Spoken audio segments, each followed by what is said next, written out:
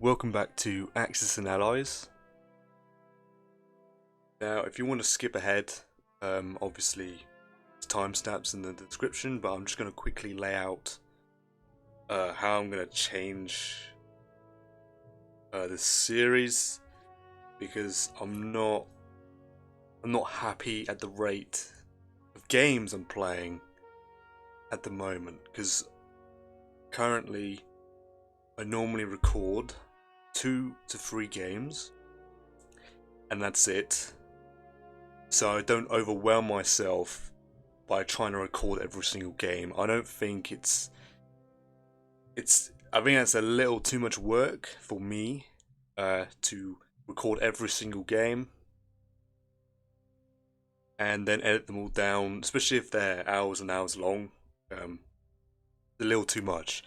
Another thing is, especially a lot recently, my opponents and myself, not sure what happened. I'm not sure what's been going on, but this past month, just horrid luck on both sides. So it's been forfeits round 1 and 2 from me and my opponents for both Axis and Allies.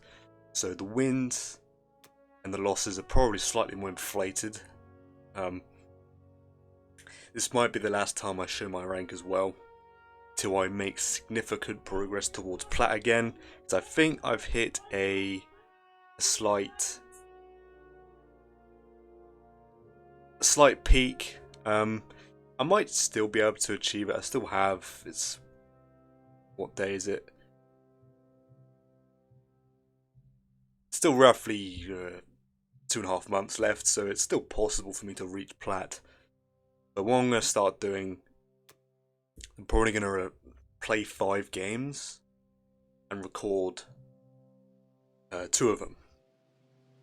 Hopefully the 2 games that I do record are decent games, entertaining games, of course. But that is where I'm at, I think.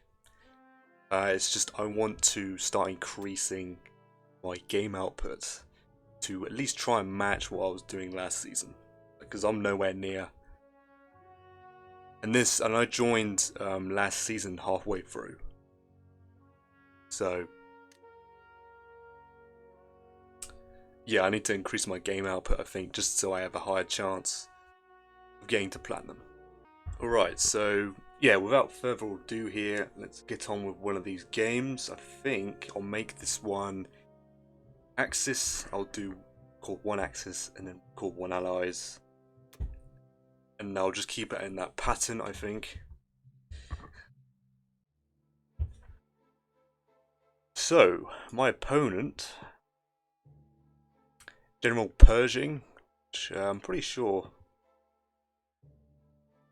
is PERSHING.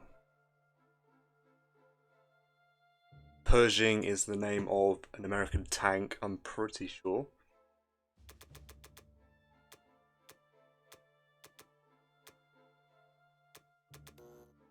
(11 and 2) for the Germans. 8 infantry for the Russians. Oh.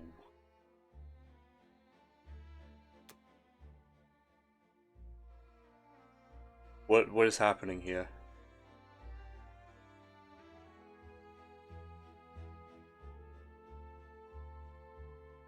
Okay. So we attacked 2 artilleries, 4 infantry, 1 tank, 1 fighter to West Russia. So he went in super light and only lost 2 infantry. Okay, I will take that. And then he has 1 tank remaining in grain. He stacked Karelia. Very, very interesting. Mobilized 2 to Karelia. I think what I will be doing... okay. This could be... I could actually change my buy and do a tank buy. Because I think what I will do is take this... Where's his fighters? They're in Russia. Interesting. I'm going to pause here and think about this. I've not seen anyone stack this. Okay, so this is a super unique position for Germany here. It's interesting because it does try and force Germany to do a lot on round 1. Because if I try and do what I normally do here is I want to take out Season 7. And also try and take out stack Karelia. I could just ignore this. I think I want to hit it this turn. I think what I do is throw everything I can forward. Possibly, I think.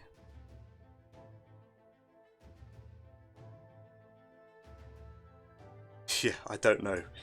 If that's the case, do I just do this instead? 5 tanks.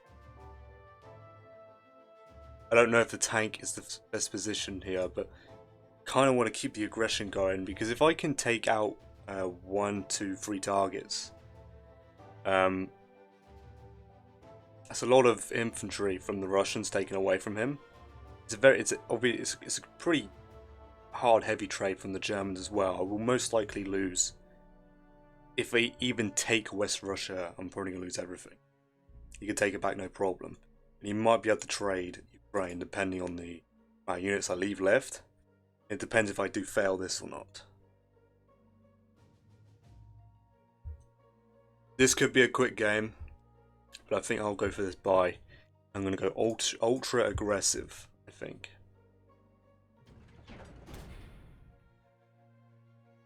So I'm going to give up on trans.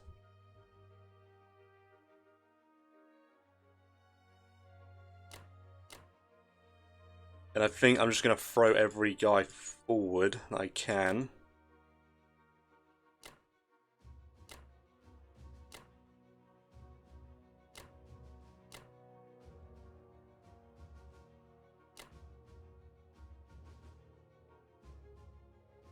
I could throw the tank forward, it really does depend. And then what I'm going to do is actually throw this infantry and tank at Karelia.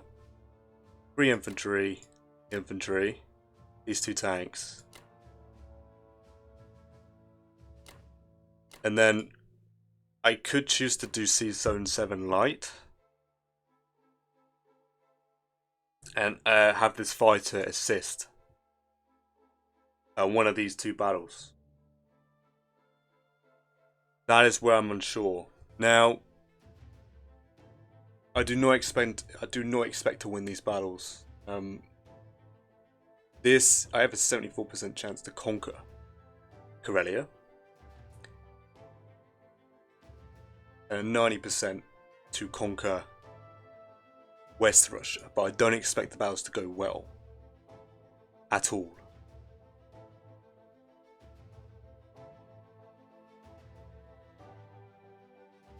Oh wait, I have another sub.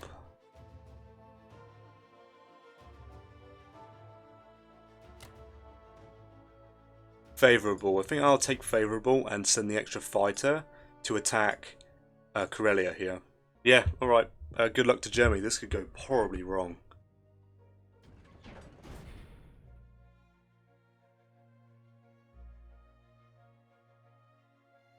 Completely out of my comfort zone for Germany here. Good luck to them.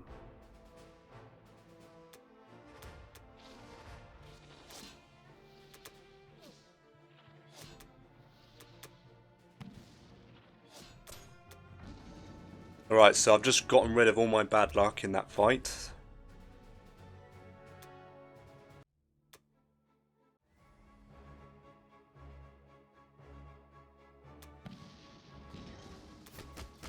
Very good start. 3 is a bit punishing as a response.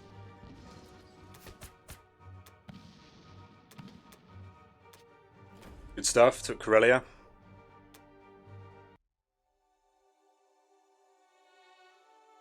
The game wants to do West Russia, okay. Praying he doesn't get a hit with the AA gun. Excellent stuff.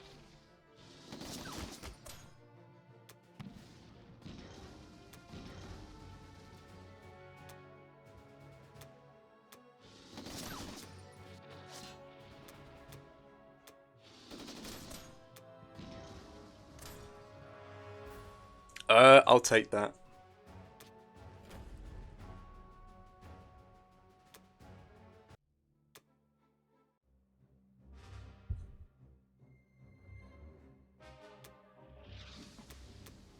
Oh, beautiful.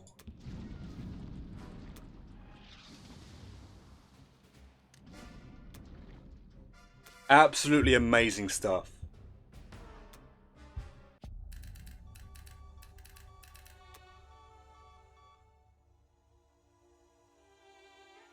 What I will do is probably full stack to Ukraine.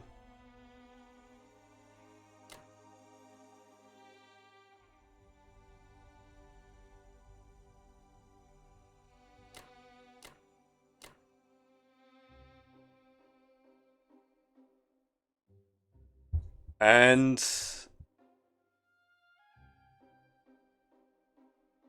1, 2, 3, 4. He can't take both, so yes, the fighter's in. Oh, hang on a minute. Let's see. There's no way the Allies do air raids on my air force. It makes 0 sense. Wait, can I stack? You make it here. You can't.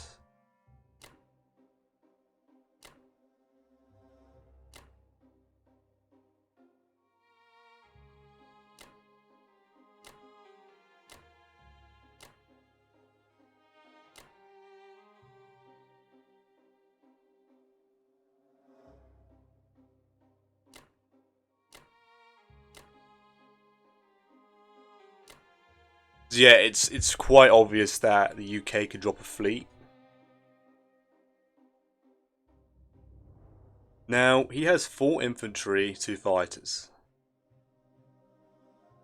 Honestly, I don't think that's enough for the... I don't think it's a consideration. It's a shame I didn't take West Russia. It was a 90% for me to conquer. On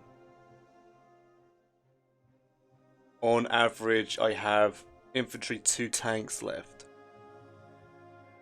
So I did get a pretty poor result, but I didn't lose any fighters, so I guess I will have to take that.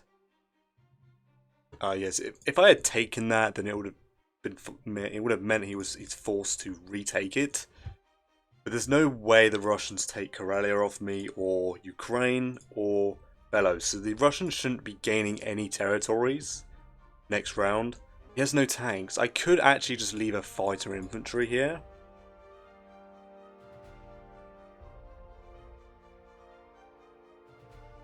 Because what that would... Oh, I could do that actually. It could bait the Russians to actually attack my German fighter.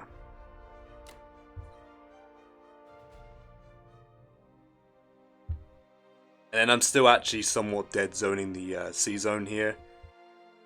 With 4 fighters. I think that's fine. And there's no way the UK takes Finland from me. So I've got a nice little stack. Yeah, I'll do this. If he's up for that battle, obviously it would suck if I lose the fighter, but I have pretty decent... I have a strong defense, so he should lose at least 1 fighter in the combat.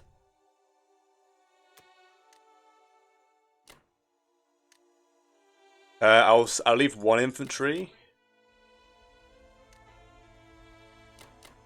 And 1 artillery in Italy, so I do threaten to add more units to Ukraine or go for Africa. Yeah, I'm pretty happy with this. This is a super unorthodox Germany round 1 for me. So I'm actually kind of liking it. I'm very happy I didn't lose a single fighter. It's only a shame that I failed West Russia. But Russia is very, very weak. I'm actually rather happy with this situation. Alright, well, that's the end of Germany round 1. Back for Japan round 1. Alright. Japan round 1. United Kingdom bought 1 aircraft carrier, 1 destroyer, 1 tank, 1 infantry. Aircraft carrier and a destroyer to 7, tank infantry to India.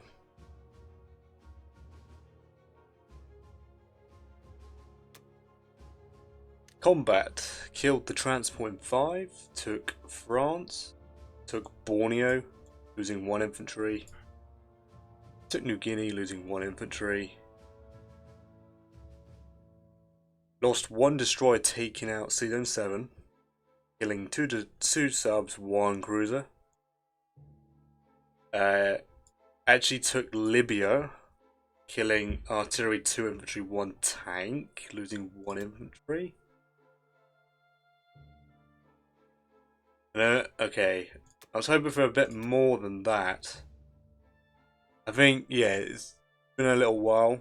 Normally, if I don't take trans, I retreat Algeria instead of pushing forward, because this bomber is available to attack this.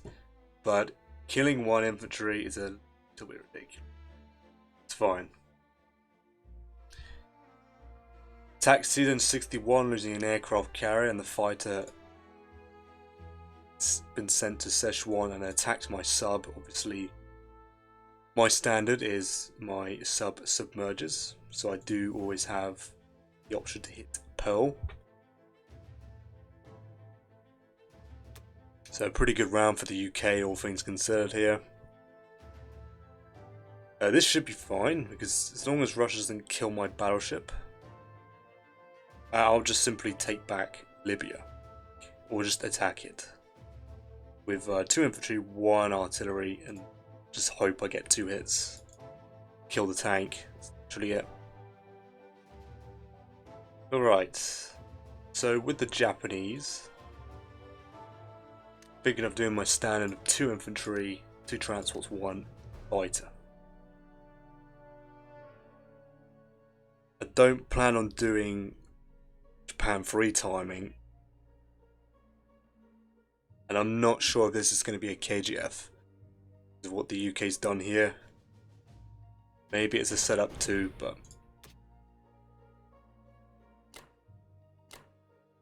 to hopefully scare off the Americans, I will be doing this. We'll be doing Pearl. I gotta take back 47 and 49. And also Borneo. Luckily I did get a hit.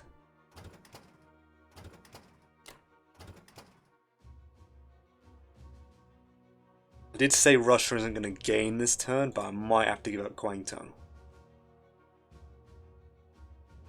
We'll see.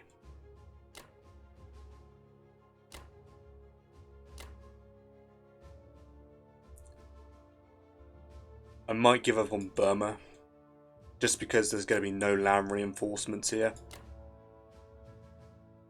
What worries me.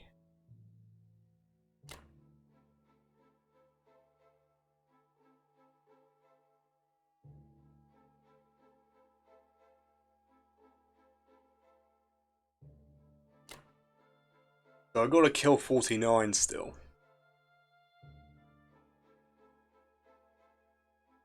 I can send 1 destroyer. Right, I do need a safe sea zone, so sea zone 60 should be safe, so I should be able to get away with sending a battleship and a destroyer.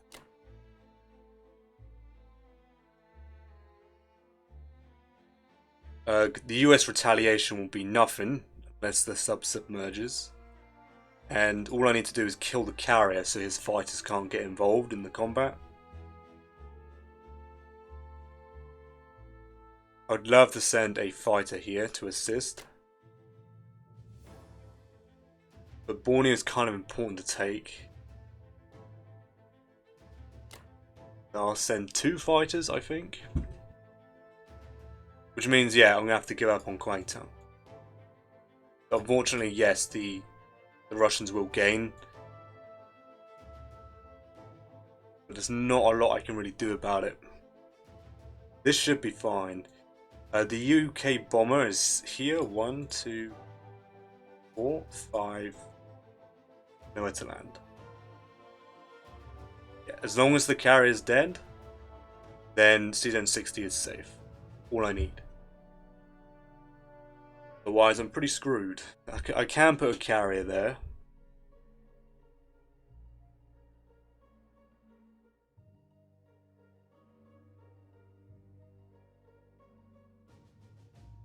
Alright, let's lock these in. Alright, they're all strong.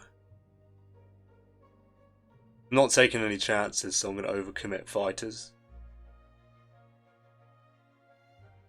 Yeah, hopefully that's fine. The fighter really needs to pull through, and this is probably when I'm going to get hit hard in arm way. The fighter has to pull through. Hopefully he doesn't get too many hitbacks here as well, so my artillery is protected. Alright, good luck to the Japanese. Yeah. Okay, good stuff. Kind of need my battleships to get a hit in the first round so I don't lose any material here.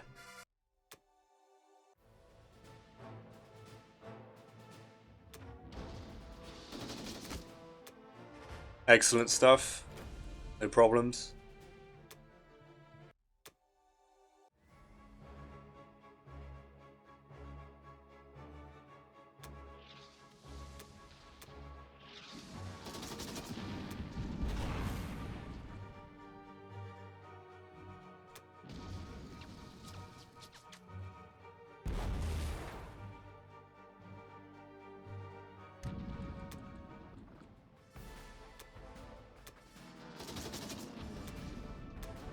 Yeah, okay. It is, I think, if the carrier did survive there, I think he could still attack season 60. If I'm not mistaken. 1, 2, 3.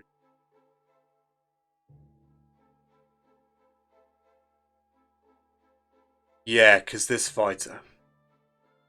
Yeah, he could move the carrier forward and this fighter could take out the transports. Yeah, that was pretty important. I killed that carrier. Outstanding from our way. I was not expecting 2 from my infantry.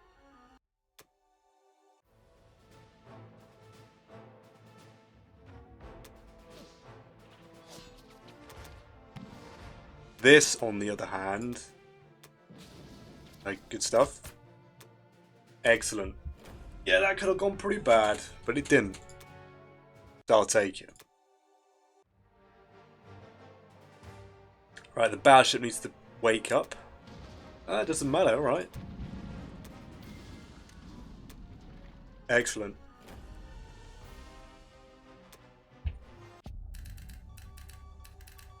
Pretty happy with that. Very good profit for the Axis there.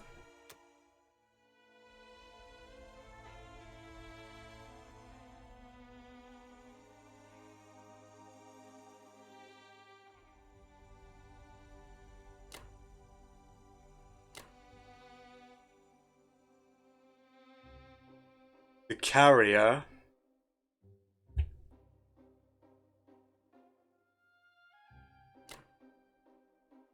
to 60.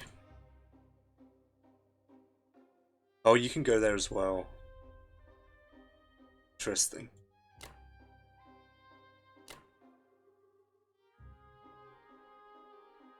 Yeah, there's no point. No, because then the Americans will simply just attack it. I'm going to have to give it up for the Russians.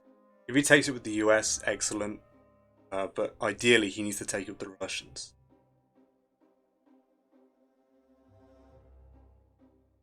This fighter then.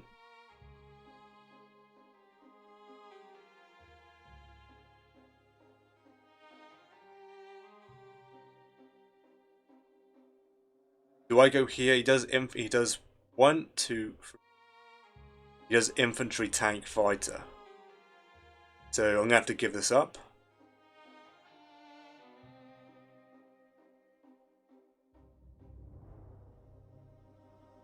Yeah, unfortunate, but I have to give it up. 2 fighters isn't enough for me to justify putting fighters there. Four fighters on their own, I'm happy with. 3, I don't like. I'd rather have an infantry with 3 fighters. 2, yeah, I can't. This is fine. This stops the Americans from sacking a fighter and then the Russians attacking with 2 infantry on 1, right? Get a hit. Yeah, I'm happy with this. Good stuff. Yeah, fighter, 2 transports, 2 more infantry.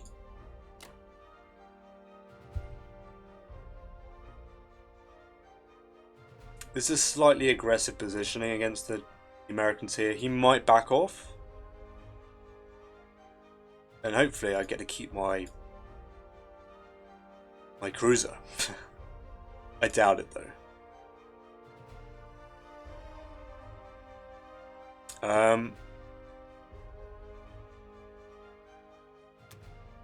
Sacking the aircraft carrier.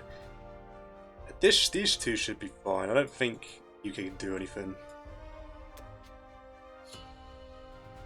Right, 31 IPC for the Japanese.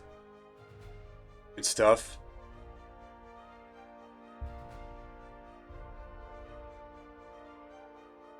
I probably could have gotten away with putting the carrier and seeing that the carrier can't make it. Oh no, they could because it's from 50. I could have put the carrier there. No, I can't. I still can't. Yeah. Scratch that. Right, that's the end of Japan round 1. Back with Germany round 2. Alright, Germany round 2. Now, I was supposed to record this the previous night, but I took one look at the board and was like, you know what? Nah, I'm gonna go to bed. Because the Russians have just pulled off some absolutely ridiculous results.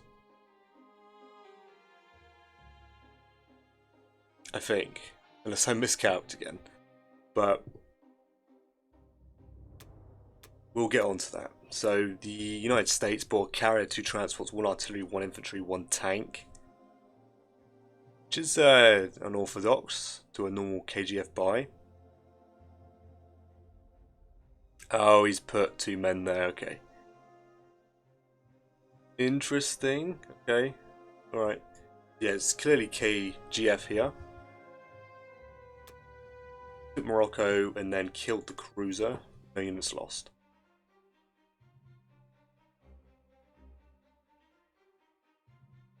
Yeah, every unit deployed onto the eastern coast here. And then he moved 2 infantry to Hawaii. Certainly a move. I'll deal with that in the future, of course. This does stop a potential point cap. So I could try go for India and Hawaii at the same time. It's very unlikely I'm going to be able to take both. 8 infantry, 1 artillery for the Russians. Took Kwangtung for free and then took Ukraine, losing 1 single infantry. 4 infantry, 2 fighters. Killing 1 infantry, no, 3 infantry, 1 artillery, 1 tank. Now, it's a 34% for him to conquer. That's fine. He conquers it, then fair enough. But to have 3 infantry left and I only kill 1 takes the piss. He has a roughly a -3 attacker profit, so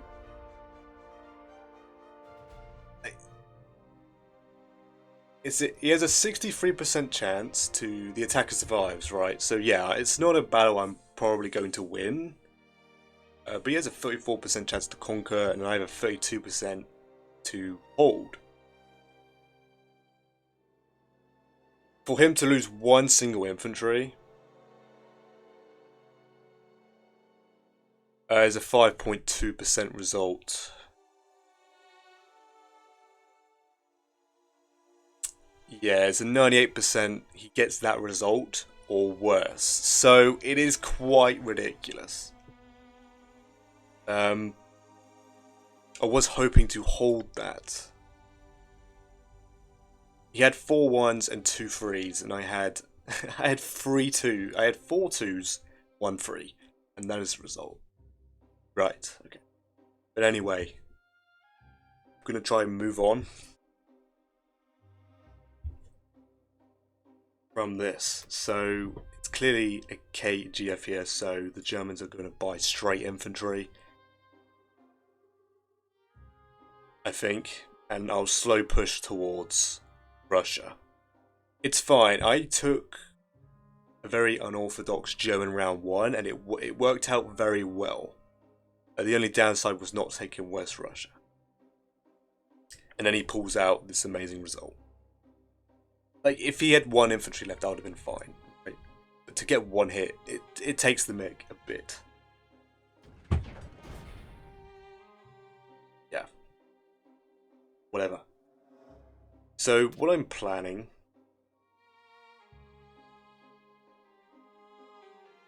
is killing this destroyer.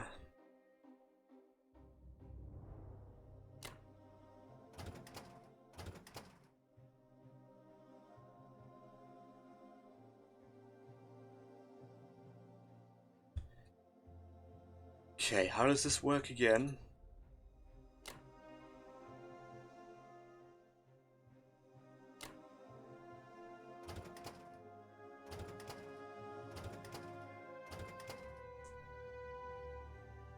Wow, that completely nullifies that. Okay, interesting. That couldn't have worked out any more perfectly, and that destroyed blocking. I did, yeah, okay. I thought I could engage with the battleship, and then simultaneously pick up units in combat. And the game's saying I can.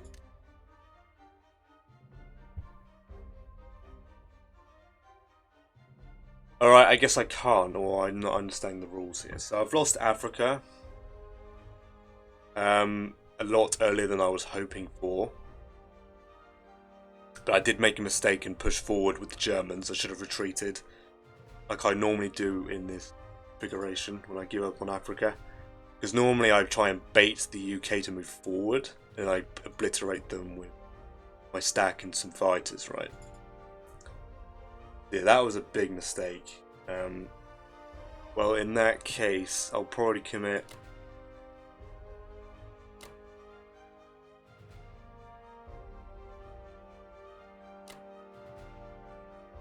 What am I doing here? I don't know. I have a feeling I want to do this.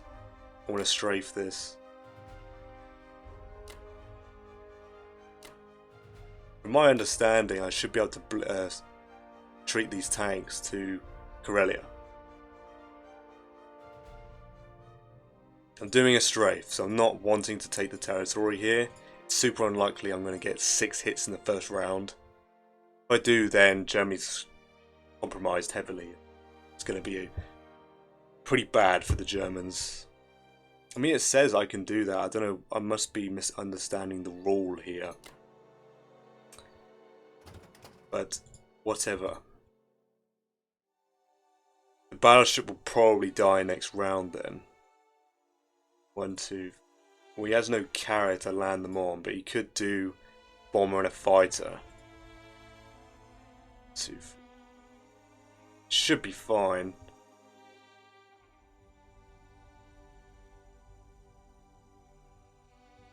Yeah, there's no point me delivering units to Africa then.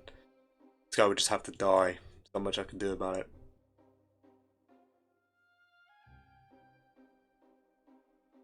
So yeah, how am I dealing with the rest of this? I need fire support here. So 1 fighter. Then what? 3 infantry on 3 with fighter support. He's probably going to get 3 hitbacks here.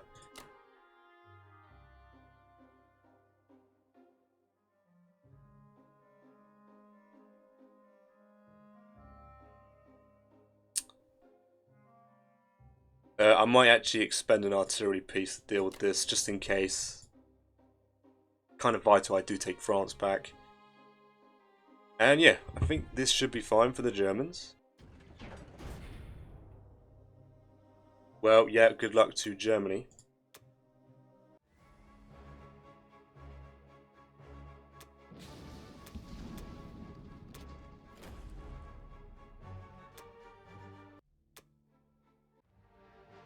Right, I need a hit in the first round, please. Very nice. No problems. Right, I need a decent round 1, not 6 hits. Below a 6.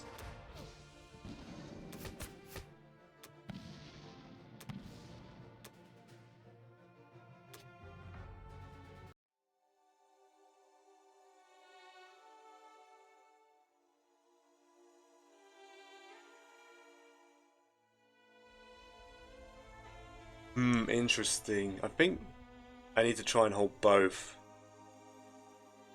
I do not want him. What's going on here? So I'm going to have 4 infantry here and 5 tanks. So I retreat. Yeah, I retreat to Bellow. Because these tanks can move up.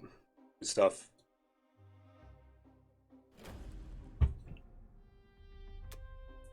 I'll take that.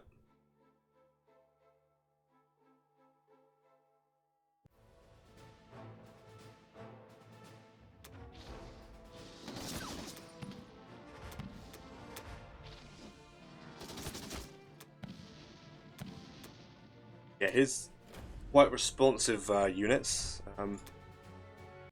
But we took the territory. That is what matters at the end of the day. 1. Okay, that's fine. You guys move here. I don't have much line infantry forward.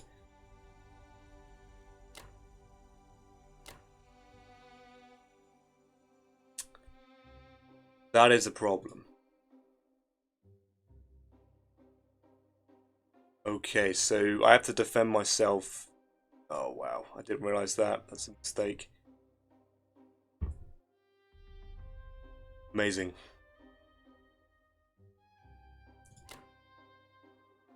Amazing stuff. Now I gotta figure this out. Then I have to stack. Gotta stack Northwestern with my fighters. As many as I can.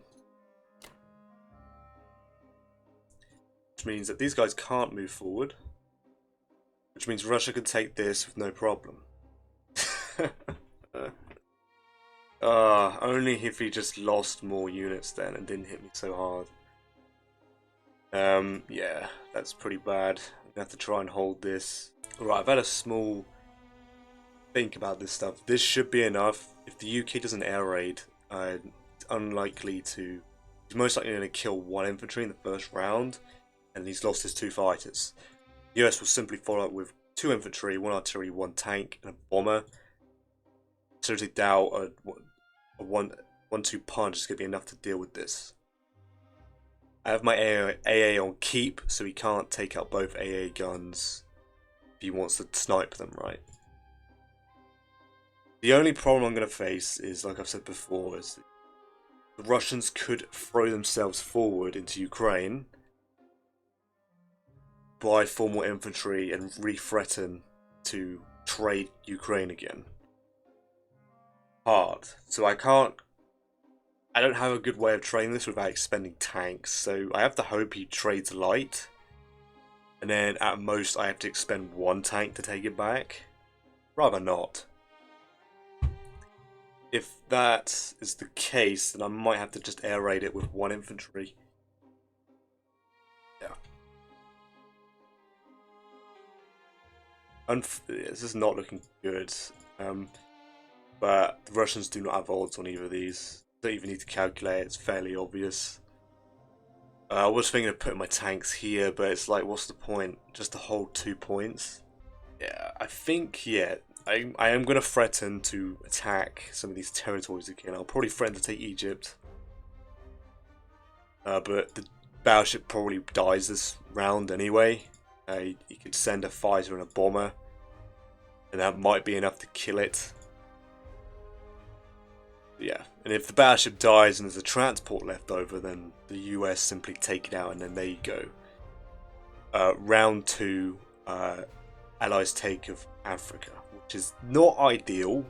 I was hoping to hold it for at least round 3, but it is what it is. Let's lock these in.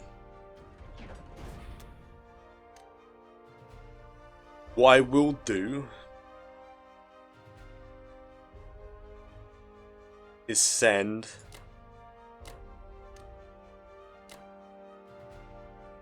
a small amount of units to Italy. So I will threaten to attack.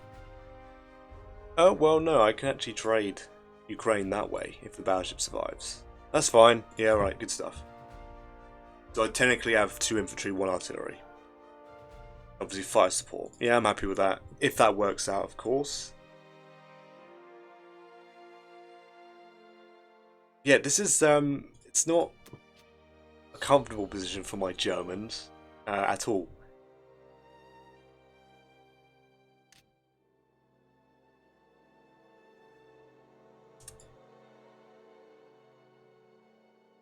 Okay. Well, that's the end of Germany round 2. I'll be back for Japan round 2. Okay. Japan round 2. This guy's, so far, this guy's dice have been... He's got god tier attack dice. It's absolutely insane. 1 fighter, 3 transports, 2 tanks. That's a heavy transport buy from the United Kingdom. I mean, fair enough. But that is certainly quite alarming for the the Germans here. Fighter 2 tanks to India, 3 transports to Sea Zone 7. Took Algeria, no units lost. Took Yunnan, right? Took Yunnan, killing 2 infantry, 2 artilleries, no units lost. There's a tank and infantry standing. Took out the battleship in 15, no units lost. This guy's dice so far are on another level. Besides the Russia round 1.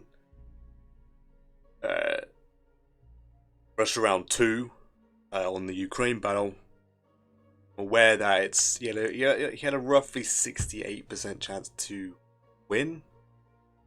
And roughly an 18% chance to conquer, I think. I understand that it's a losing battle for the Germans, but I was expecting some hitbacks.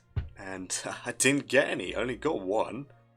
And for what I had there, that was a huge win for the Russians. Now, UK sent infantry tank fighter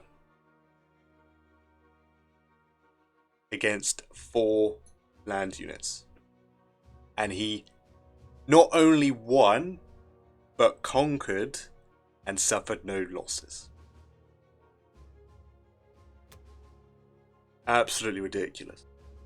That hurts a lot, because a lot of Japanese material lost early. Like, this really slows down Japan's expansion.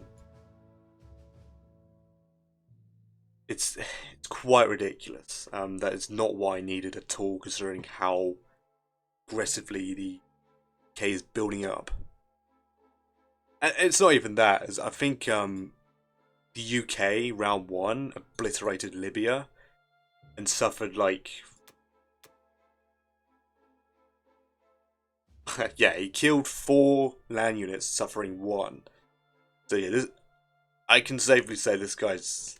I'm in trouble here. This guy's attacking dice are absolutely ridiculous. Anyway, with the Japanese, I'm going to get 3 infantry, 2 artilleries, 2 more transports.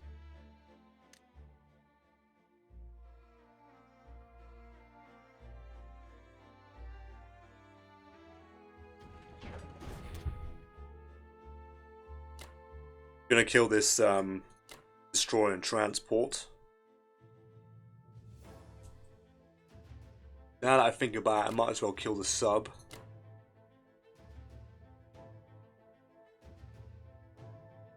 I'm not sure if he moved it there to try and block me, but subs can't block surface ships, or any ship for that matter. And I think here I'm going to pick up infantry artillery.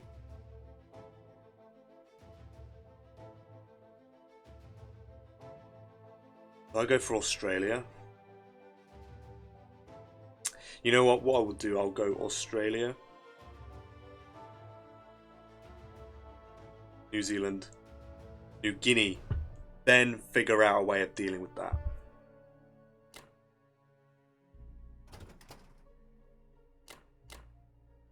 So, what do I need?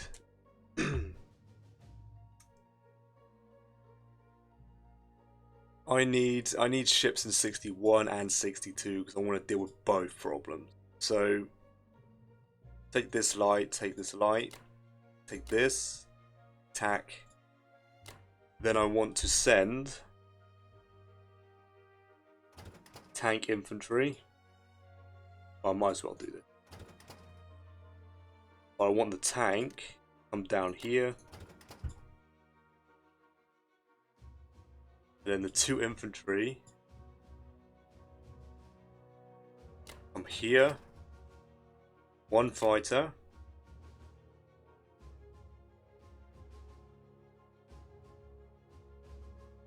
So, what's happening here? I'm aware that the UK could do a bomber on battleship.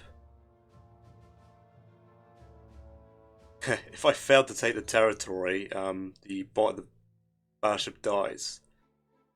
He sends 2 fighters and a bomber against it. So I need these fighters here. I need a carrier here to protect the transport here from this bomber. And the same for this. I need ships here to protect it from this bomber. These fighters are available to hit this and this. So 2 infantry.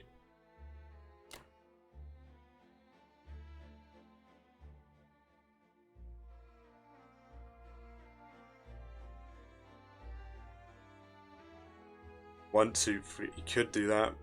I'll have to leave that. That is not looking very good on this at all. So these 2 fighters will be sent here. Funny thing is, I'll probably actually fail to take Yunnan back. I think this is it for the Japanese here. As long as I have 2 fighters available for 62.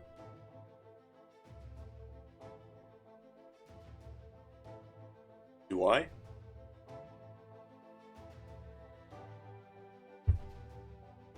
Where are fighters? They all have 1 movement left. So I have to take 1 away.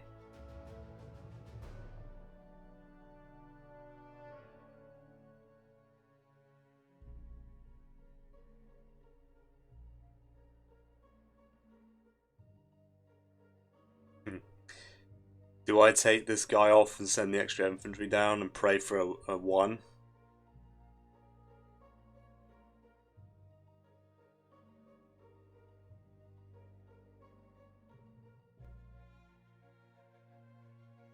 A bomber on an aircraft carrier and 1 fighter. I think I'll take that as a defense. 60... Yeah, season 60 should be safe from anything. 1, 2, 3, 4. No, it's not. Okay. So I have to. Wow. Okay. I gotta take this guy off.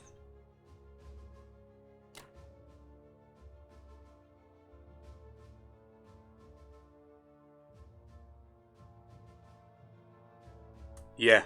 Yeah. I have to deploy all my transports in 62. And I'll have to do SAC. There isn't a US bomber hanging around, is there? There, okay. I don't have to kill the sub. Do I send the fighter? You know what? You know what? Let's do this. I'm not trusting this at all. So this guy here. 1, 2, 3, 4. Yep. I just have to pray that the destroyer hits. That's all I got. That's all I got. Well, this is it, right? Yeah. The only thing I'd change is going for New Guinea instead. Because going for Western Australia is slightly riskier because he can wipe out my battleship and transport. Yeah, I think I will take that instead. Just to negate all risk, because this guy got killer dice, so I've got to be careful here. I'm aware it's unlikely, but I just have to pray that he does not get a hit with a 1.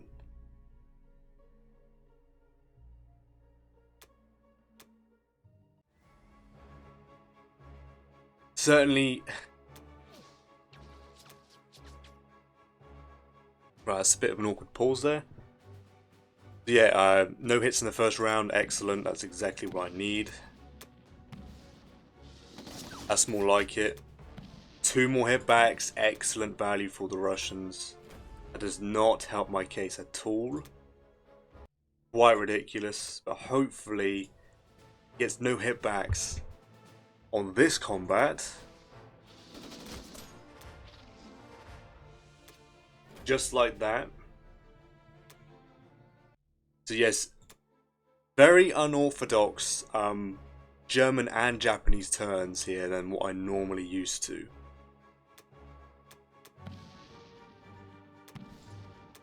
I'm in for a really rough game. I really got to pray that my men start picking up the slack and getting hitbacks.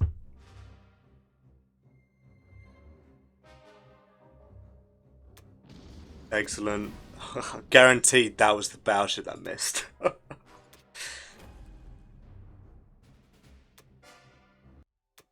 Alright, go on, Destroyer. Give me some hope. Of course not.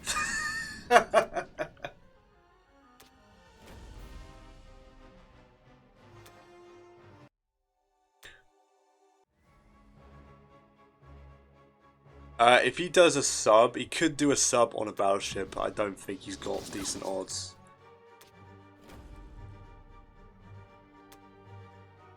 Yeah, I'm in for a very tough game.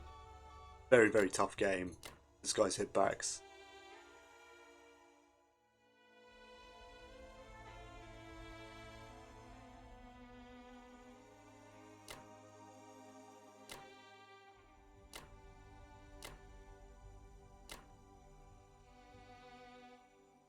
Oh my day. 2 fighters forced there? You kidding me? That's insane. Not realised that.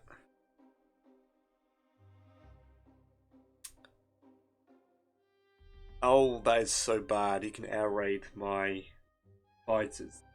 Oh, this is not going to be a good game for the Axis. Yeah, I completely forgot that yes, he did actually own 1, 2, 3, 4 territories, so my fighters have nowhere to land.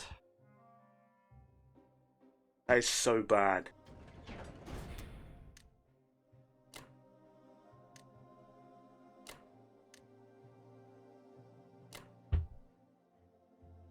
I have no destroyer, so I'm going to have to buy a destroyer just to protect my fleet from a potential sub and air attack.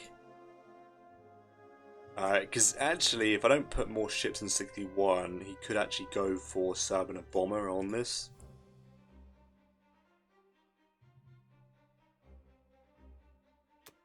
Get sack. This is so bad. This is not what I want my Axis rounds to look like. At least we have 36 income now, but taking 3 hits here, losing the destroyer.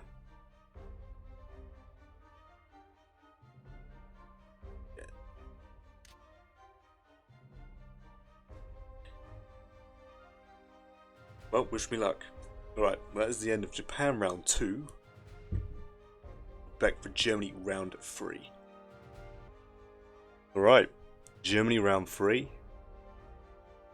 I would say my Axis so far are looking very sick. Looking very ill. Um,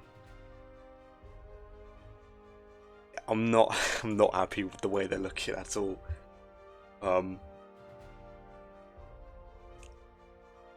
Yeah, I actually think last season I did recognize the name. I think I did play against them last season, and I think I forfeited because my I was playing the Axis, and my Axis just were not getting good dice, so I forfeited round 3 because it was so bad. It was one of my last season games for last season. Yeah, I don't know. It's not very reminiscent of that game, but my Germany is not happy at all. US bought 3 transports, 3 infantry, 3 artilleries, all on the east coast of America here. Took Norway for 3, took France losing 1 infantry, took Xinjiang, no units lost. He sent 2 infantry at it, fair enough. I think that's roughly a 60%, sending 2 infantry at 1. And then, yeah, infantry, tank, bomber. Now these are unguarded transports, but I'm very hung up on whether I should take them out or not, because what I want to do with the Germans this turn. Russia bought 8 infantry, 1 artillery. 1 artillery, 3 infantry to the Caucasus, 5 infantry to Russia. Combat took Ukraine and no units lost, and threw a stack of 4 infantry to Ukraine, which is very awkward for me because I only have 1 infantry to trade that. I have to kill them, otherwise he gets access to these. Undefended territories.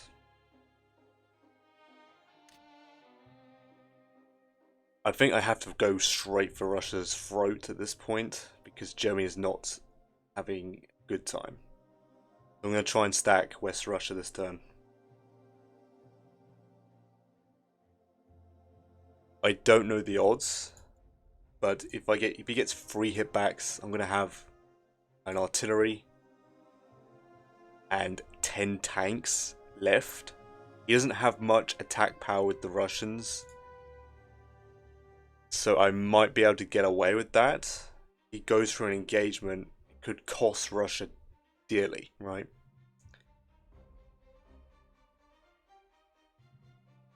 I'm going to have to commit 1 infantry, 1 tank, and I'm going to commit my entire air force at it. That's why I'm hung up on whether to leave these transports alive, because I want to wipe this out. Giving myself an infantry and a tank to soak up potentially 2 hits. I'm opting for 13 infantry. Bit of a no-brainer, I think.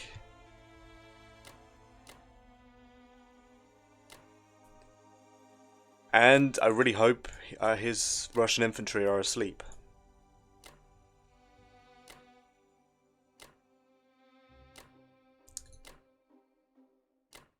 If I log back in after Japan's round and West Russia is red again, it's probably GG. Being honest.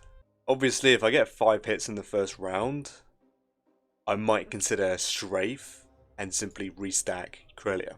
I mean, that's fine, honestly.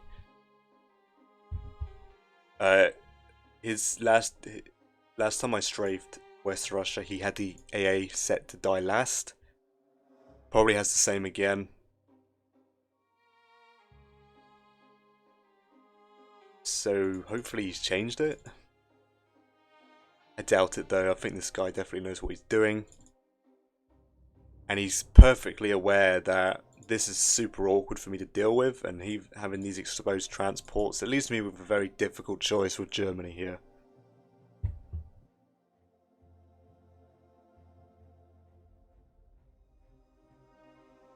Yeah, I think I've got to keep moving forward with the Germans. So yeah, good luck to Germany, I think. Why Germany doesn't feel so good.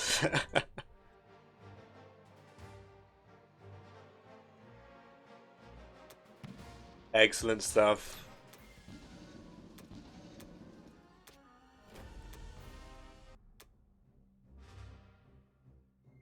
Look, I don't mind not taking the territory. If he gets more than 2 hits, it's ridiculous.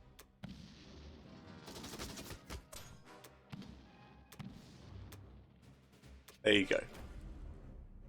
Best case scenario, pretty much. Very happy with that.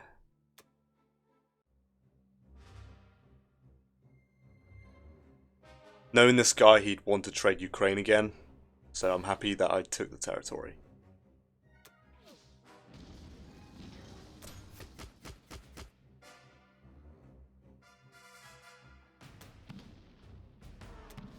Oh, okay.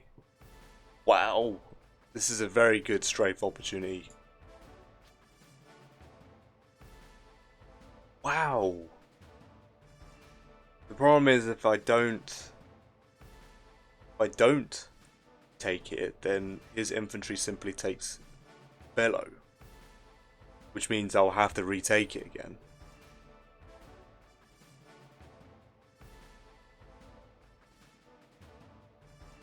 Do I stack? What has he got? He's got... Let's say he gets a hit. So I'm going to have an infantry, artillery, 10 tanks, AA gun. He's going to have 9 infantry, 1 artillery, 2 fighters. I don't think that's a fight he will be taking anytime soon. And what? Yeah, these guys will go to... Oh, do I stack Baltic? Don't know. This is a pretty important moment for the Germans here. I'm going to pause to have a think about it, I think. Right, I'm just considering a couple things here. I think it's safe to actually send these 9 infantry towards Baltic. It's a kill Germany game, so I don't really want to outreach and take the Caucasus. It's not my playstyle in a kill Germany. I don't tend to go for that option. Every single time I've done that, it just allows the Allies to get too much control of the north, which is basically, this is the doorway to Europe, pretty much, for the Allies. I want to keep that door shut. So I don't often go for the Caucasus stack with the Germans. I have done, I think, in a couple videos, or at least one, and I did succeed a couple times, I think. But against more experienced players, I can't really take that chance. If they know what they're doing with the Allies, they're going to roll over my Germany. So I prefer keeping the door shut. So I think I do actually retreat here. It sucks because he's going to take Bellow for free. That's fine, I'll just take it back. I'll be taking these 2 back anyway. No, what am I talking about? I'm thinking of taking it. No, I'm thinking of... No, I'm gonna take West Russia, I think. The idea is that I'm gonna send these 9 infantry, instead of to Poland, but to Baltic. I can send 2 fighters to Baltic, 9 infantry, 2 fighters. I don't know if the UK is opting to hit that with what they have. I don't think UK is strong enough just yet to even consider, you know, stopping me from travelling through Baltic with a stack. The stack should be too big, even if the 1-2 punch hits it. The Allies, I think, in my opinion, are wasting their time and not grabbing as many points from Germany as possible. So I'm going to take this stack here and then restack Karelia.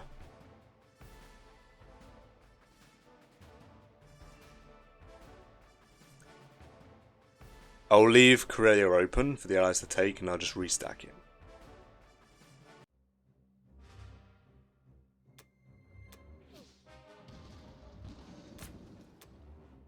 Well, I accounted for the worst case scenario. Russia has no odds. He has a 0.2% chance to conquer West Russia. That was a very good round for the Germans. This is definitely what I need. German definitely needed this. The AA gun. I could even stick the AA gun in. Let's say if Russia goes for this, on average, Germany will have 7 tanks left. So he's gonna have 7 tanks. Japan's gonna kill this infantry, and then Russia is going to build 8 more infantry. You know what? That might be a battle worth taking as the Russians. Weirdly enough, he has no chance of winning, but if he could just damage my German stack, there's no way Germany can take Russia. There's absolutely no way. This is him going all in, so he's ignoring Ukraine, but he can just air raid with the allies on Ukraine. So the idea is that Russia could engage this. It's a battle he's not going to win, but if he can get the average result, which is killing 2 infantry, 1 artillery, 3 tanks. I have 7 tanks left and 5 fighters on Russia. He's going to have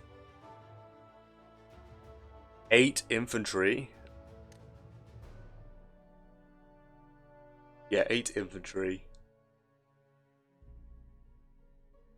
And pretty much a maximum of 8 allied fighters and 2 bombers. There's no way Germany takes that.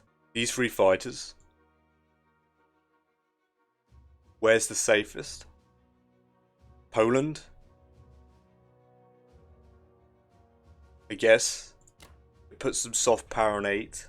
Not that that matters, he's going to take both anyway. And it's still in range of Russia. So I'm still putting decent pressure on Russia.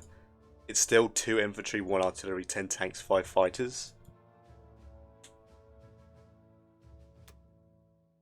I'm going to have this on keep AA. Do I want to do that though?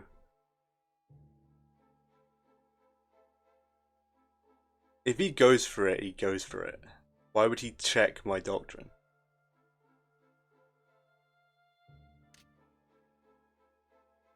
Yeah, fine, that's fine. I'll leave it on keep AA.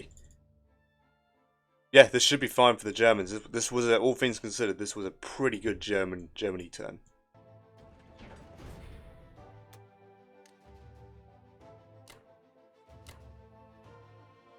There's no point in me putting infantry forward.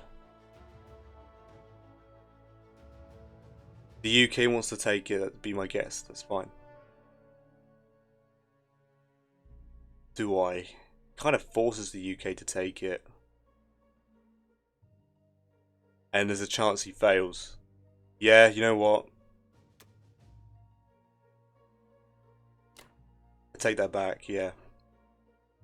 I mean, Russia could engage. But I'm trying to get the UK to go for this instead of going for this, right? You can't do both. Or even the US for that matter. 1, 2, 3. Yeah, he could do that. He could actually... US could do it instead. But whatever he takes it with, should be fine. As long as I get hit back, it's fine.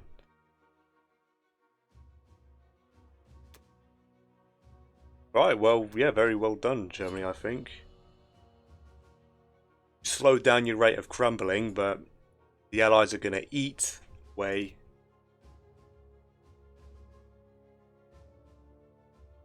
Alright, that's the end of Germany round 3. Back for Japan round 3. Japan round 3. 1 bomber, 6 infantry, 1 artillery for the United Kingdom. Bomber infantry to India. 5 infantry, 1 artillery to the United Kingdom. UK shoved the stack into France, killing, losing 1 infantry, killing an artillery and infantry. I'll take that. And he flew fighters from India into Russia here.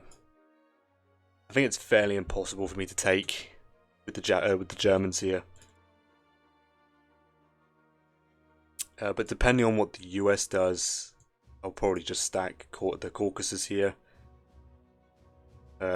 Maybe not though. I think Russia will trade this.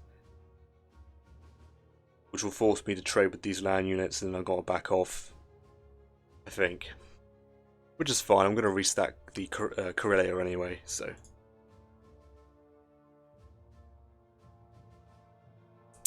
He moved the sub in 46, and he has 2 bombers here now, so he's eyeing up some sort of threat. Now, if I go and take Eastern Australia, he actually has a sub and 2 bombers on 45. I could just shove 2 battleships there, but what I'm planning to do instead, I'm going to just go for Hawaii now. I have 2 battleship bombards, hopefully I get 2 hits. And I just need a hit from my land units and then they're all dead. If he kills all my land units, then fine. Hopefully I get 3 hits in the first round. It's asking a lot, but... And then after that, I'll simply take this guy and retake it. Just don't elicit a reaction. I want to take it so the US is forced to build units here.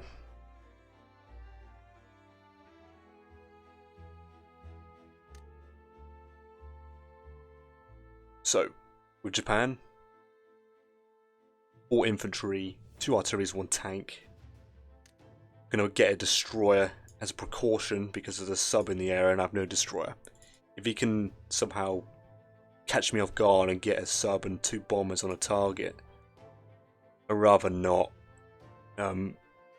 Sub on 2 carriers I'm not happy with anyway because he could get a surprise strike and there you go. He's taken out one of my carriers, which I'm not happy with. I'm just going to get a destroyer to avoid that problem entirely. And yeah, that's it.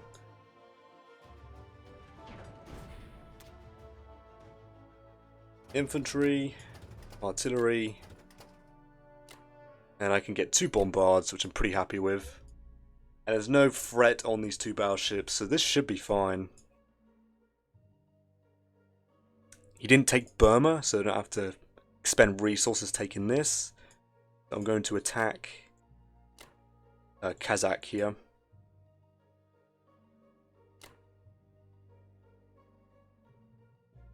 And Yakut. These, I mean, this is a risky battle for sure. And then I'm going to take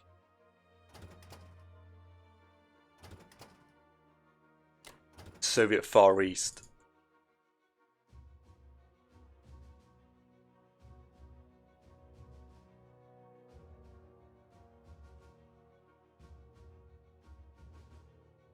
I think that's everything. I can't do any more with these planes, otherwise he sends 2 bombers at them, which I will not be happy with.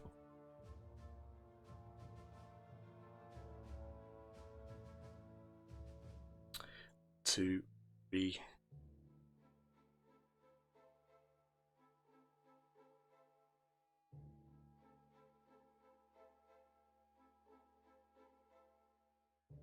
These 2 fighters will sit in Szechuan with 4 infantry. If the UK wants to do a heavy trade with his air force just to get my 2 fighters, he can. He's got 3 fighters, 2 bombers. He could do that. It's a very anti-Japan move. But he's had pretty good success against Japan in the earlier rounds, so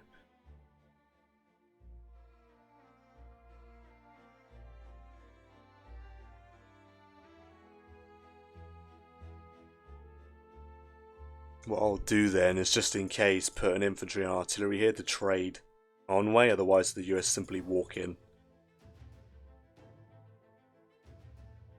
I mean, I won't allow them to do that. I can air raid them, but that's risking more planes, which I'm not interested in doing. Alright, this should be it for the Japanese. I really hope he doesn't get 2 hits. I don't mind 1, but 2 is a bit much.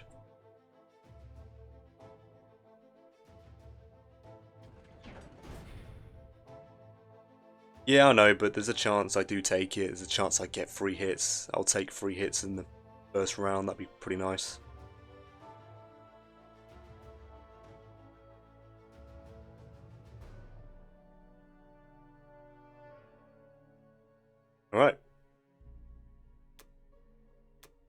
Good luck to Japan.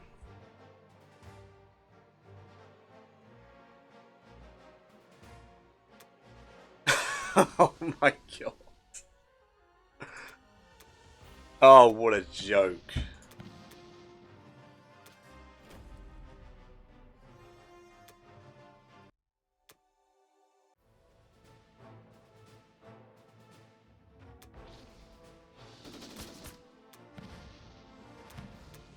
All I need now is the Russians to get 2 hit backs to take out a plane.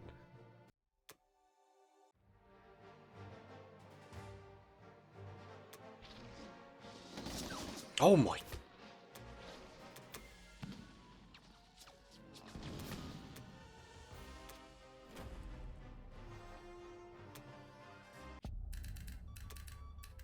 I should have just went for New Zealand at this point. That's ridiculous. Both battleships miss.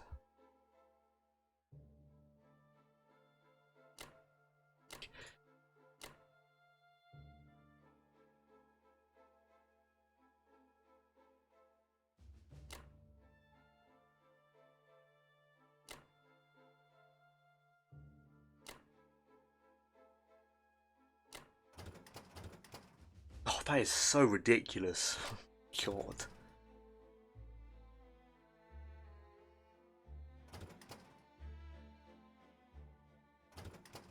Right, these guys are going to go here.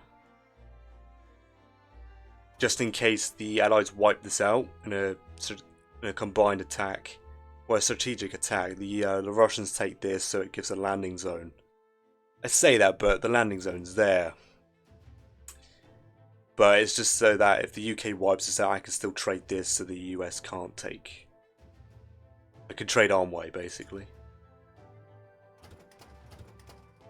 No.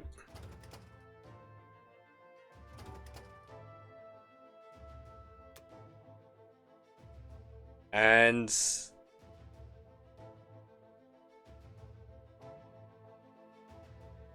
the carriers are kind of important. I'm gonna leave it on sack, but if he sends the 2 bombers and gets 2 hits,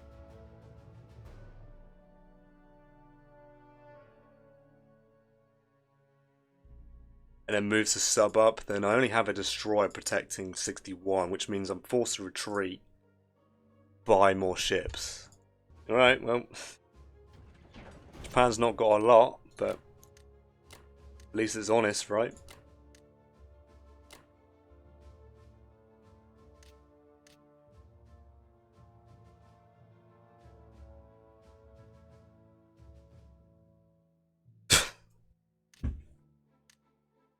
I'm sure he'll be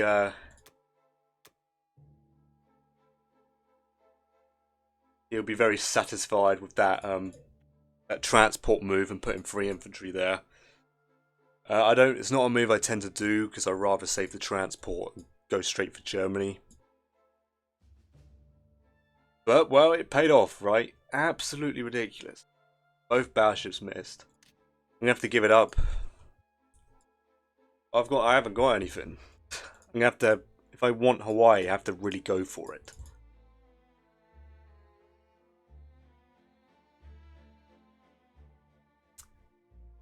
Yeah, well, good luck to the Axis. This is a very poor start for my standard that I'm used to, at least.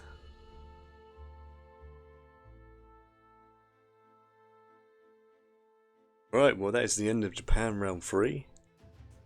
Back for Germany round 4. Right, Germany round 4. Gotta quickly take my turn before I time out, because I've been out all day because it's Christmas Day. So yeah, Merry Christmas. I hope you guys had an amazing day, spending time with your families. Okay, so yeah, I've got to hurry up and take my turn. I don't have a lot of time. The US of A here, 5 infantry, 1 artillery, 2 tanks, 1 transport, 1 fighter. I do not have a good feeling for this game at all.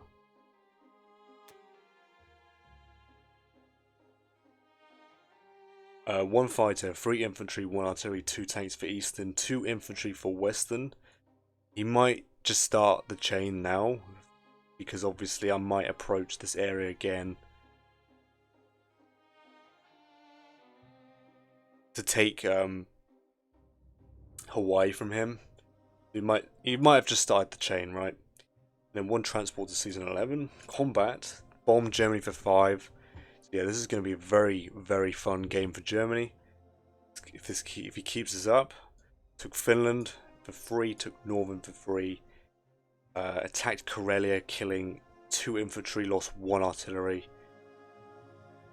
It truly is fascinating how my opponents are pulling off these half strafes with 1 infantry and I have 2 defending infantry. I can never seem to get lucky and punish my opponent for them to lose a fighter, right? Still waiting for that to happen. So yes, he killed the 2 infantry here, which I was aware he would probably do that. I was expecting it with an infantry and artillery. That's a move that I would perform. I would do an infantry, artillery, and then 2 fighters, just to be on the safe side, but he's being super efficient here. And I can't even consider punishing in this exposed transport because of what I'm planning for this turn. Again, I don't normally give this much leniency for the allies here, but after this time, he will not get away with it again. He probably won't allow me the chance to take out an exposed transport again. He took liberated Kazakh, killing tank, losing 1 infantry.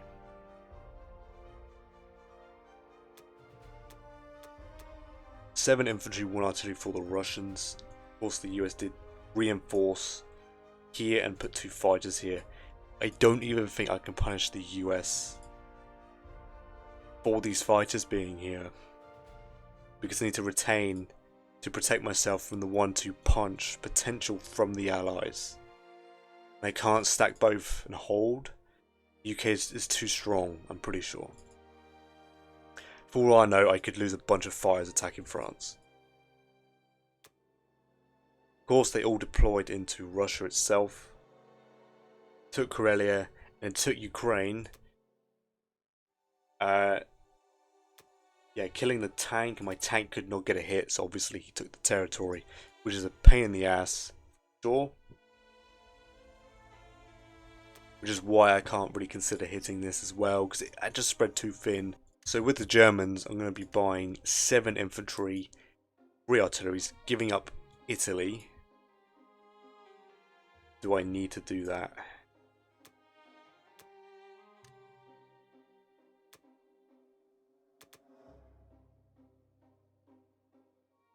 Interesting.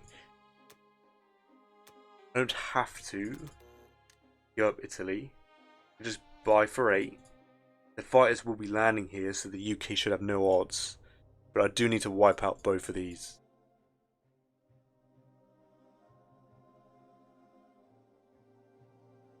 And I'm just going to have to keep holding Germany and Karelia with the Germans, I think. I have time to trade Ukraine, so I have time to send units before the Russians attack it. I think. So yeah, 9 infantry, 2 artilleries, repairing 3 onto Germany.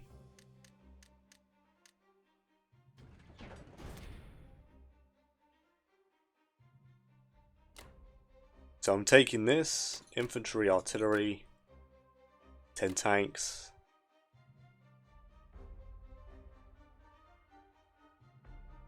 I can't really leave anything in West Russia. I have to fully evacuate. I don't have anything. So Russia will simply take it for free. The only boon is that the Allies can't take it for Russia, and Russia stacks with its planes. So we can't restack West Russia that much, because I do still have a big stack. And I got to obliterate France and Northwestern.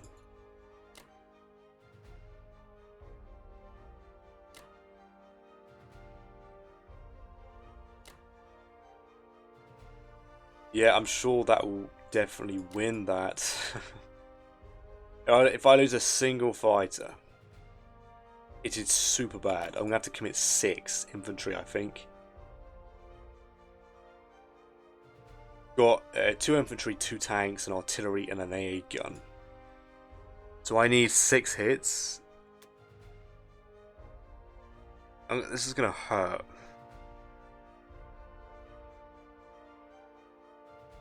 Depending on how much survives here, we'll stick an AA gun forward. But I don't need to, because the UK has no air force.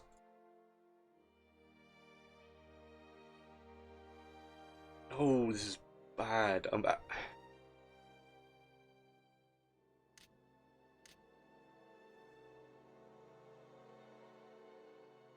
Interesting.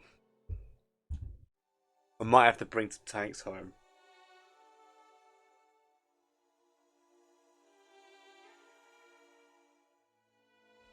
Let's just keep it simple. He might heavy trade and heavy stack France again.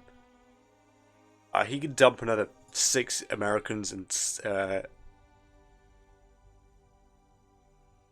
6 UK if he really desires. But then he's not trading anything else. But he doesn't need to.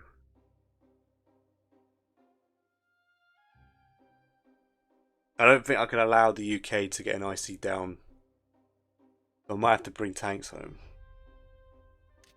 2 infantry. And then the US stacking another AA gun down, risking... That's 2 rounds of risking fighters. I'm going to send less. Because if... Depending on whether I fail to take Northern Europe and kill the units, US will then also have an opportunity to attack, right? Actually, they still do. 1 infantry, 3 fighters, 1 bomber. I doubt that isn't 4 fighters, 1 bomber. Technically, a cruiser bombard if he picks up the infantry and fireman hits that. I don't think that'll be enough to pry it from Germany, but it's fine. I'm going to send 3 tanks initially, see how the round turns, and I'll send more tanks. Depending on the results, right? I hate sending 7, but I just don't believe I'm going to have to take it, because I have to get 6 hits. You know what, let's match. If I fail France take and he can hold it, pretty bad.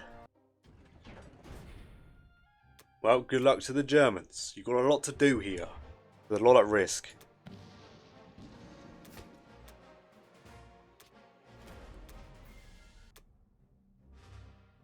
Right, come on boys. I need a hit in the first round. Very nice.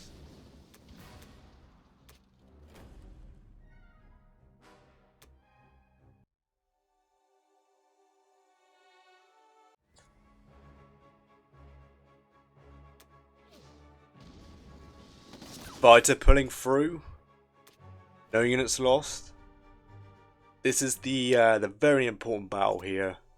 I cannot afford to lose a single fighter as Germany.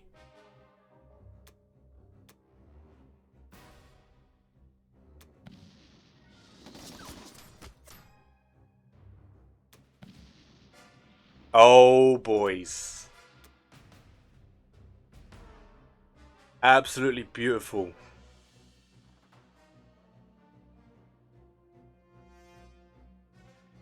Oh, it's very good strafing opportunity, but I have to get rid of these AA guns from the Allies.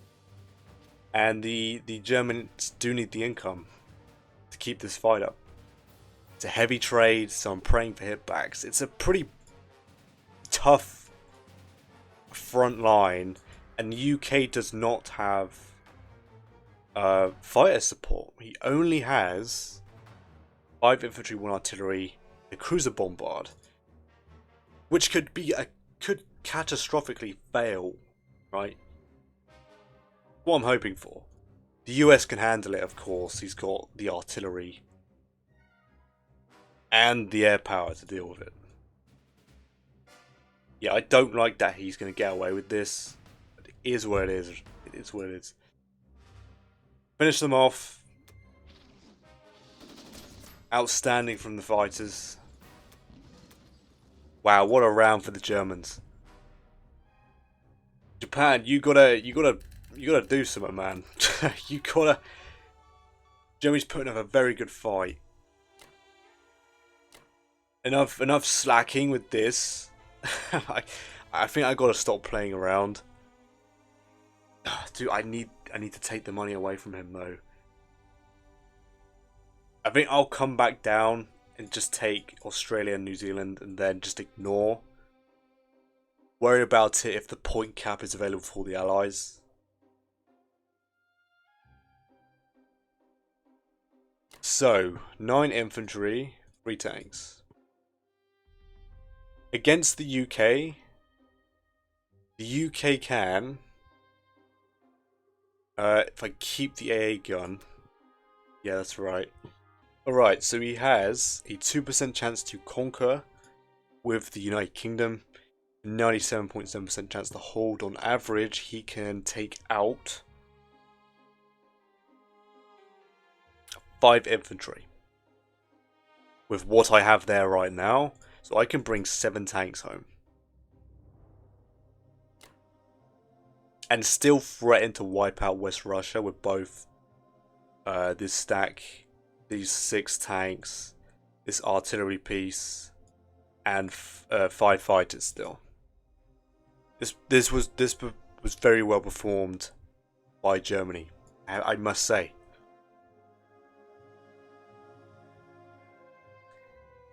If he's going for a restack, I mean, it's very doable. I do think the UK could achieve taking France with this small stack, but he should be taking hitbacks. He has 4 1s, 2 2s, and a 3 bombard, and I have 4 2s. I should be getting hopefully 3 hits, right? 3 hits. I think that's not asking for too much. And of course, if the UK is doing that, then the UK can't deal with this. But he might simply just stack the UK into Northern Europe, stack the US here, and heavy trade. If that is the case, I can't move these infantry forward because I need as much manpower at home base as possible. So Russia can expand and potentially trade Ukraine again in the future. But as long as I stop him stacking, then we should be in a good place. Right, I think there's enough yapping here. I seriously don't think I have much time left. I've been yapping on for around 15 minutes. So I need to end my turn. I'm very impressed with the Germans here. They are doing very well, all things considered here. And we're back up to 41 income. I'm just praying that the US bomber misses. Well, gets shot down, I mean.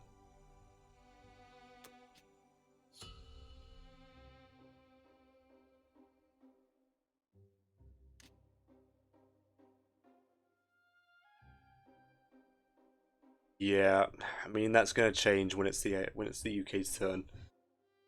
The Allies are in a lead, I think. All right. Positioning wise, even though Russia's been, I can't take it. I just don't. I got to protect Germany and wait for Japan. Stacking the Caucasus here with Germany, I don't think is a very good option because there's a 1-2 punch.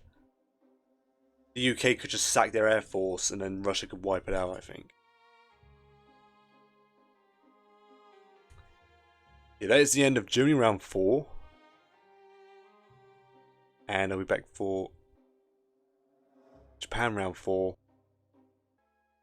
Right, Japan round 4. The United Kingdom bought 4 infantry, 2 artilleries, and 3 tanks. Okay. 3 infantry, 2 artillery, 1 tank to United Kingdom, 1 infantry, 2 tanks for India. The question is, do I don't know, do I go for India? I don't know, I just prefer going for Russia at this point. Germany's done some decent progress, but I've got to keep the pressure up, I think. India's defense isn't that impressive. I don't think Japan's strong enough. Took France, losing 2 infantry. I'll take that. Took back the Caucasus, losing 1 infantry. Took back Burma, losing 1 infantry. So I'll take that. 4 hitbacks. Quite responsive from the Axis. Japan is going to get 6 infantry, 2 artilleries, and an industry.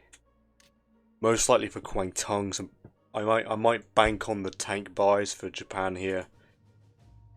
Russia doesn't have that much, right? So I shouldn't need too much to stack with Japan. That is the idea behind that. Now, I did notice that this bomber can actually take out this transport, so I'm very happy with that. I completely forgot about it. And I'm going to grab as much territory as possible. Make sure I take it in trade. I do actually need to take Burma, otherwise he blitzes the tank through and inflates the UK income.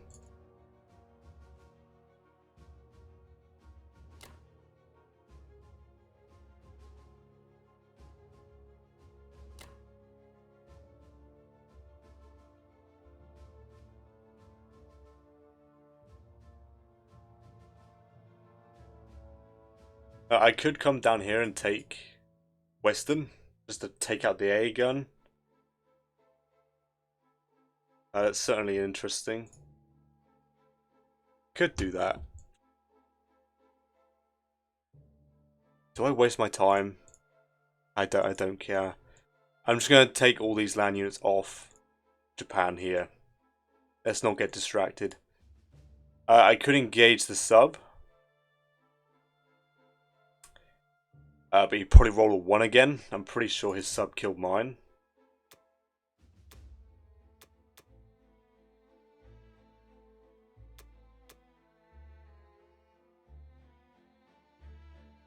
Yep.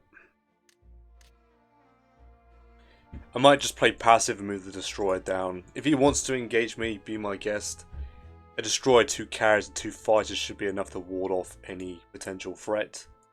The 2 battleships on their own should discourage him from hitting me anyway. I'm actually going to move the transport to 50 and then go for New Zealand and work my way through this way and give up on Hawaii for now. But take away as much UK income as possible. This should be it. Let's just split the fighters and we should be done.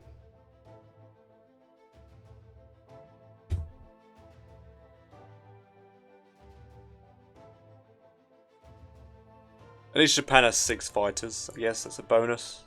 And I'm going to leave them in Szechuan, so I have the option to send Japanese fighters to Karelia. Or help stack West Russia again.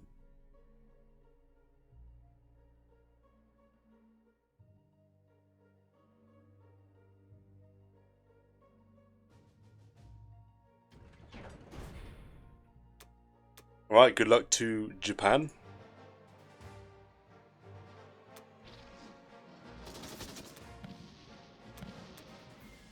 Alright, how responsive are the allies this round? Get 2 for 2?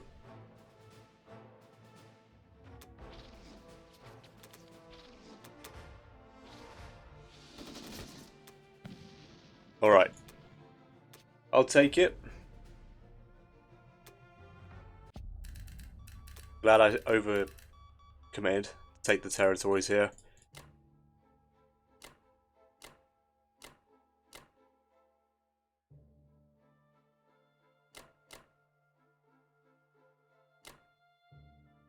Alright. not doing that. These guys are moving forward on their own. You're coming down here.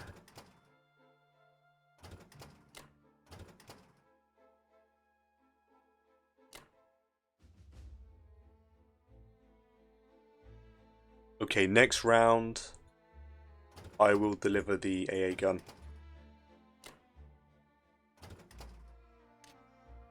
Yeah, I completely forgot I have the AA gun, so I've actually bought too many units.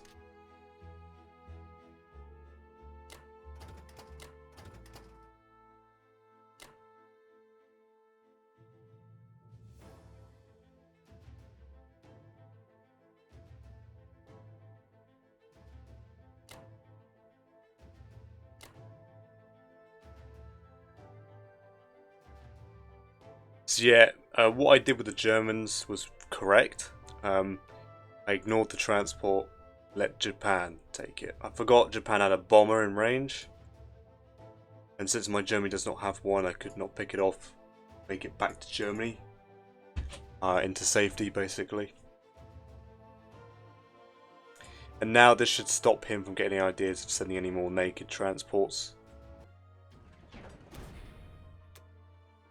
Industry for Kwangtung.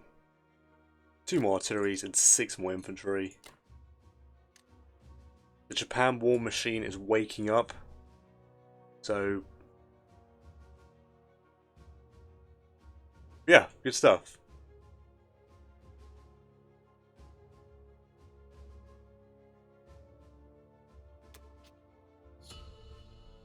'41 IPC for the Japanese, excellent. And I'd say that, yeah, the Allies are definitely in the lead because they are currently drawing-ish.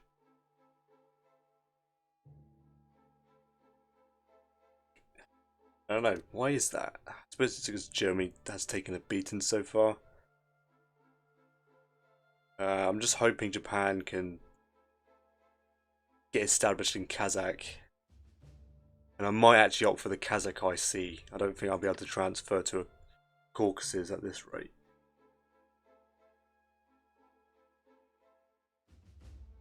Right, that is the end of Japan round 4. We'll be back for Germany round 5.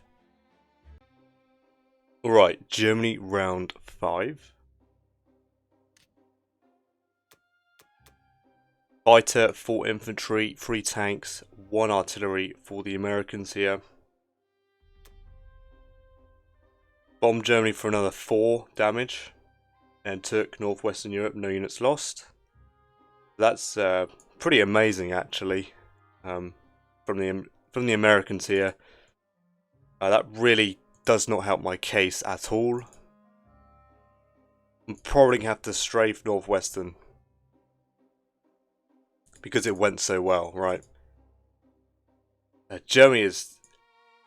Now, I mean, Germany's putting up a very good fight, but you just look at the attack power difference.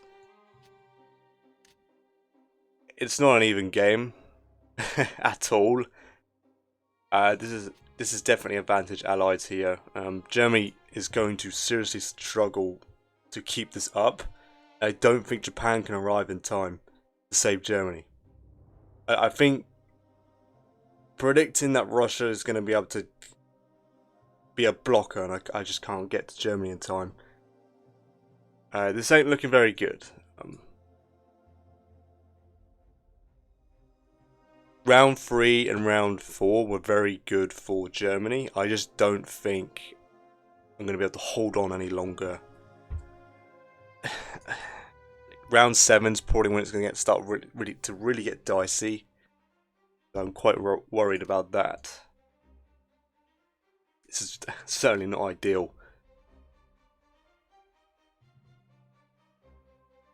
And it's an interesting position because the Americans are buying tanks, which is so bad because he can probably stack France the following turn. I wouldn't be able to stop him because now he has stacking power along with a fighter. And he's already rolling out the... It's interesting because he's not increasing his transport. He doesn't really need to because Germany can't really grow quickly as they normally do. So he can afford to buy tanks and put instant pressure on Germany. This is... Anyway, let's move on. And even the Russians are buying tanks. That's how comfortable he's feeling. Yeah. 2 artilleries and 3 more infantry. Tank artillery to Russia, and then 3 infantry, 1 artillery to the Caucasus. Took West Russia 3, took Kazakh losing 1 infantry. I'm going to have Japan take out Archangel, Novo and Kazakh. I'm going to offer him to trade Nitvenki and then stack, small stack in Nitvenki, and then allow me to access Vologda. I don't want to push forward too much because he has 2 infantry, a tank, 2 fighters. Which Russia can afford to do anti-Japan moves. Because Germany is... I'm not going to be able to push forward anymore. And in fact, Russia pushed forward with 3 infantry, which is a very awkward trade for Germany to perform. Considering I'm going to have to use fighters to assist or expend tanks. If I don't trade it, there's 3 infantry saved, and he's going to take Bello uncontested. I have no infantry here, so I can't trade Ukraine unless I dedicate some away from the strafe and take a France. So with that out of the way, and repair 4 onto Germany by 11 infantry, 1 artillery. I'm going to have to match France, because France I have to take every turn, otherwise I risk of a IC build from the UK, which I don't want. And I'm going to have to commit tanks back, because I'm going to have to strafe with some of these German tanks, I think.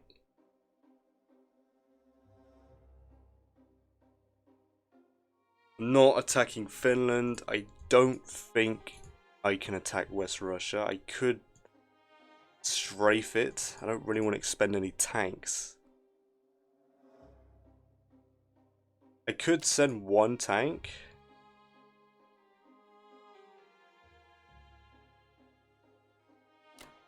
Three infantry. Horrid strafe.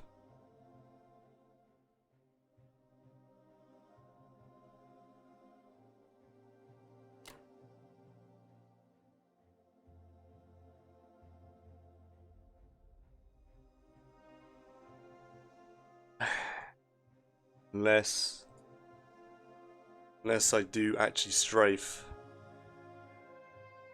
If I strafe Northern Europe with these tanks,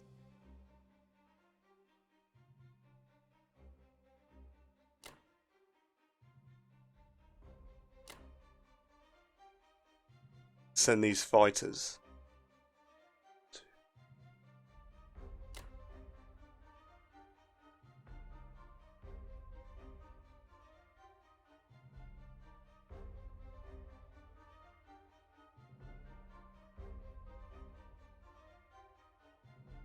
Can't use the artillery, otherwise the UK blitzes tanks and takes all these money away from me. Okay, so I've done some calculating.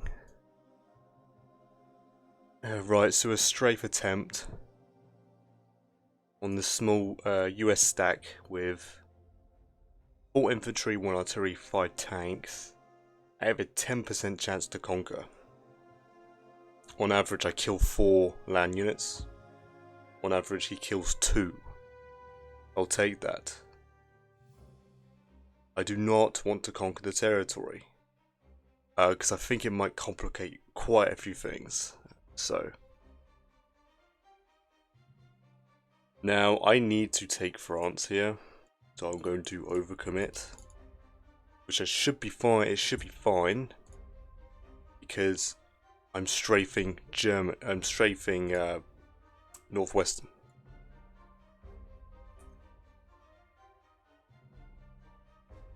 basically praying for a miracle in West Russia here. Since I can't use the artillery. Yeah, if I could take West Russia, the UK can't take Bello.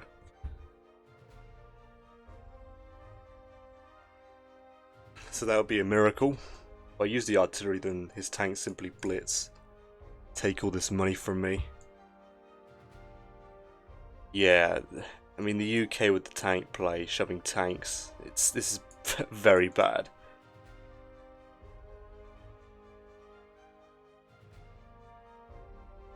Like, sometimes when I'm in the situation as the Axis, whether it was worth Japan going straight for India, but the reason I don't tend to do that is that a smart India, a smart UK would simply abandon it and retreat their assets, so I don't kill anything. And then it just makes its way into Russia anyway. Right? And the UK wants to retreat up anyway to establish stack in the Caucasus or Kazakh. And it's more cannon fodder for Russia, right? Because then UK will simply trade for Russia. Alright, this is all I got. I don't know how Japan's going to pull out a win here, since both Axis members were pretty well delayed, especially Japan. He did work a couple miracles here. I think he took Borneo and this, so I had to take it all back, and then I failed this. It's not going very well. Alright, let's lock these in. There's a slight overcommit because I do need to take France. Hoping for a miracle here. And yes, hoping to kill 4 to 5 land units. I have a 10% chance to conquer. If I conquer, I'm going to have to pause and really think about what Germany's going to do. I do not want to conquer this.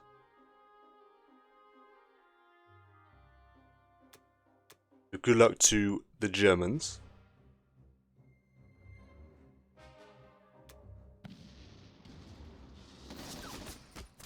Outstanding, one rounder. Very responsive from the English there. That is less than ideal. Especially since he gets away with killing 3 of my land infantry and I get no hitbacks. So yeah, this does not help. Alright, we're on par to take this now. Excellent stuff. I was not expected to take this territory, considering how responsive his units are.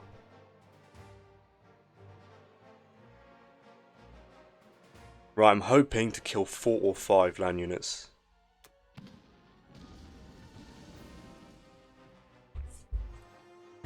And of course, I put out the 10% odd. Unreal.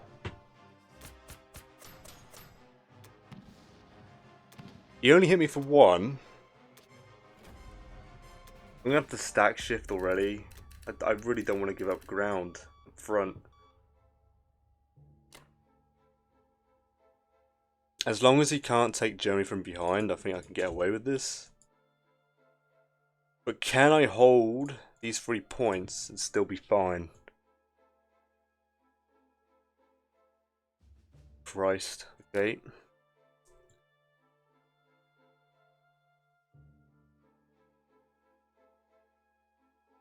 Oh, dude, it's a 1-2. That is so bad. Good to have to hold it. I can't though.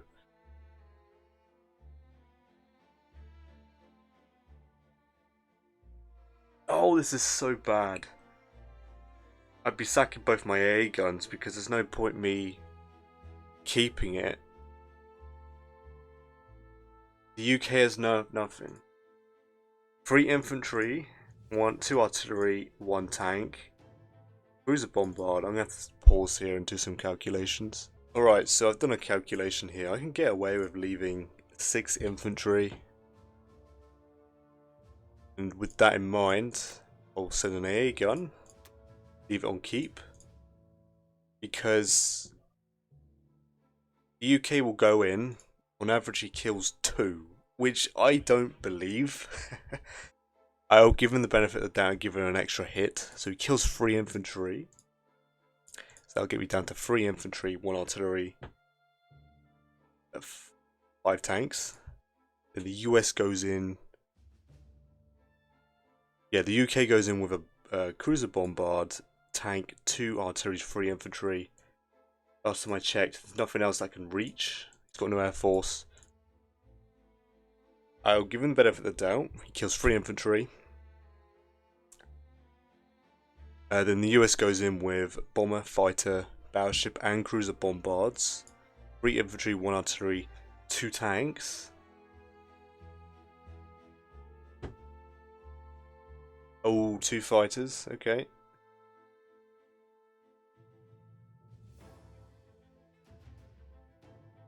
Yep, 2 fighters, and let's say he's desperate, comes in here and picks this guy up. For a 99.3% chance to hold. On average, he kills an AA gun, artillery, 3 infantry, and leaves me with 5 tanks. I'll take that. I'm going to have to stack shift.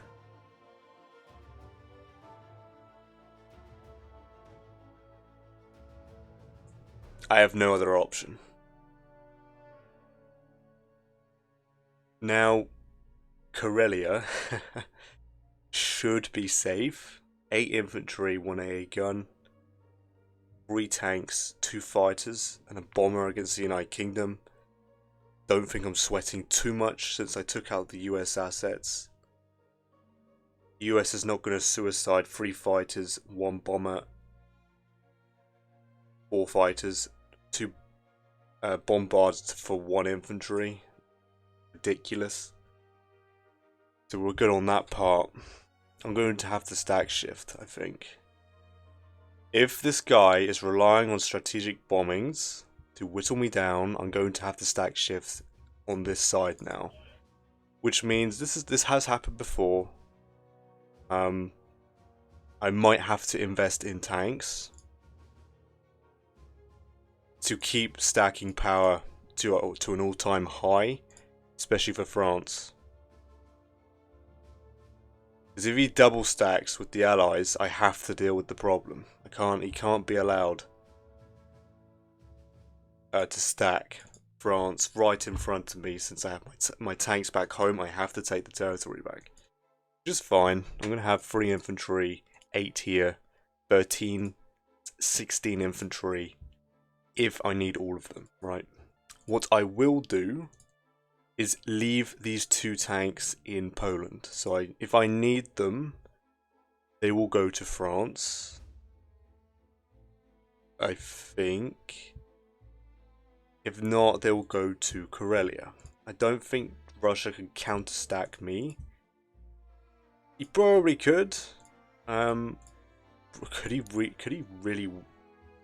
If the UK takes West Russia, he might actually restack. Then we have a problem. Then Russia can take this. That's really a concern of mine. Which would then block if the UK also takes Baltic. Yeah. So, what I will have then... Wow, okay. To avoid that, I'm going to put my tanks here. 5 tanks. I need some artillery here as well.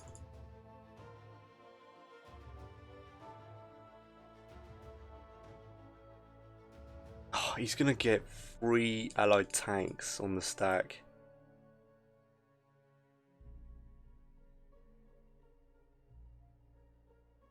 I suppose what this tactic does is it forces Germany's growth to stagnate, so it actually gives a chance for Russia to recover. It's not something I've done before as the Allies.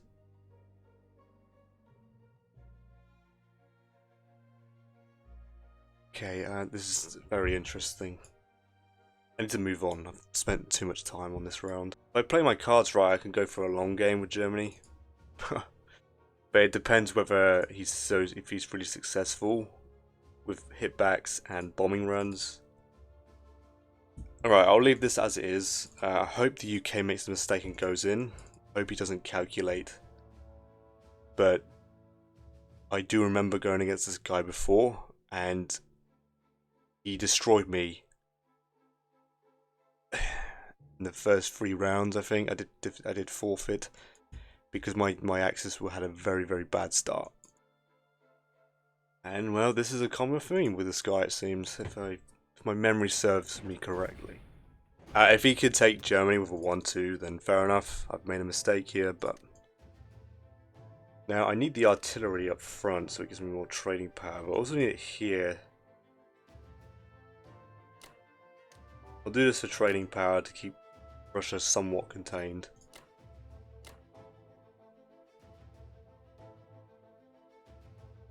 So yeah, I hope he doesn't use a calculator here, and he makes the mistake of doing a 1-2. Because if he's doing that and he's not taking France, he's not taking Baltic.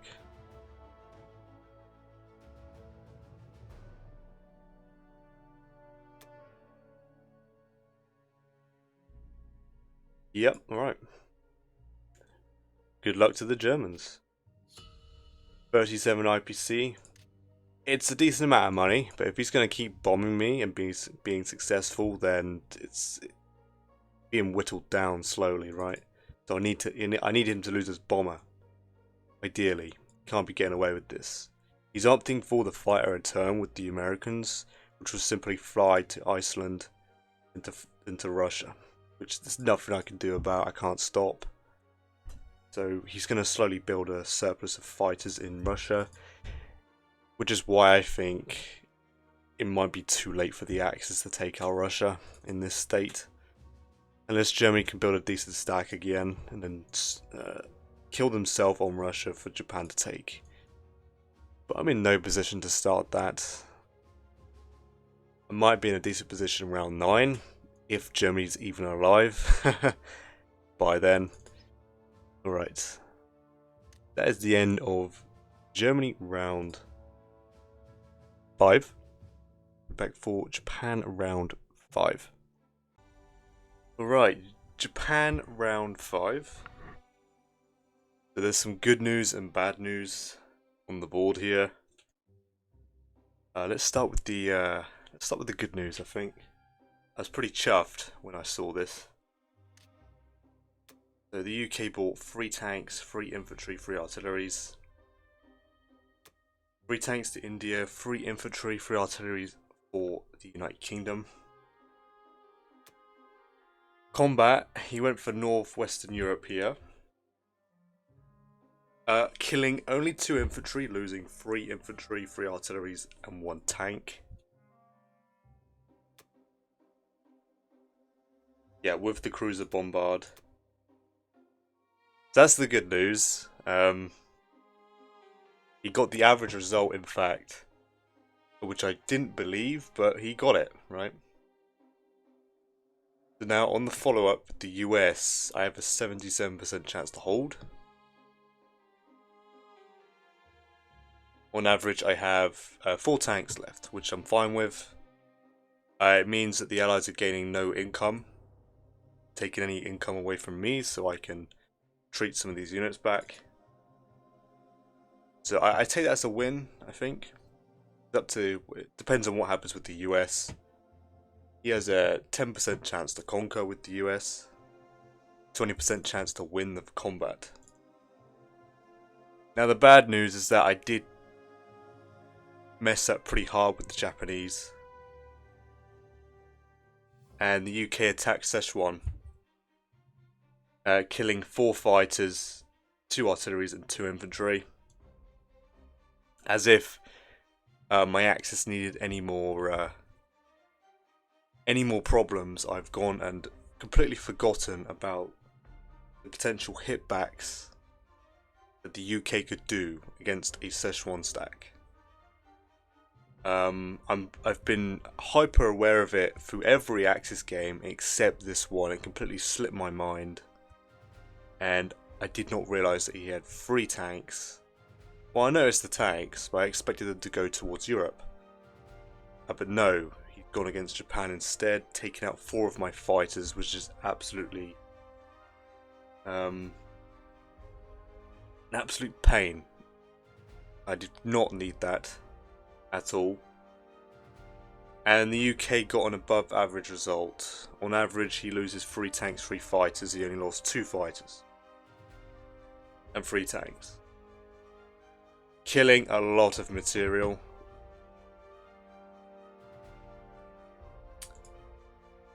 Yeah, it's quite frustrating. I calculated the battle when he had a 90% to win. So, yeah, it's just unfortunate that throughout all my Axis games, I'm hyper aware of this potential hit back the UK could do against me. No one has done it until this guy. So now I know it's a legit move that can be and probably should be performed. Yeah, quite frustrating. He has 5 tanks in India. I'm not sure if the UK keeps building up its tank, or whether I should go for India or not. Because it is light.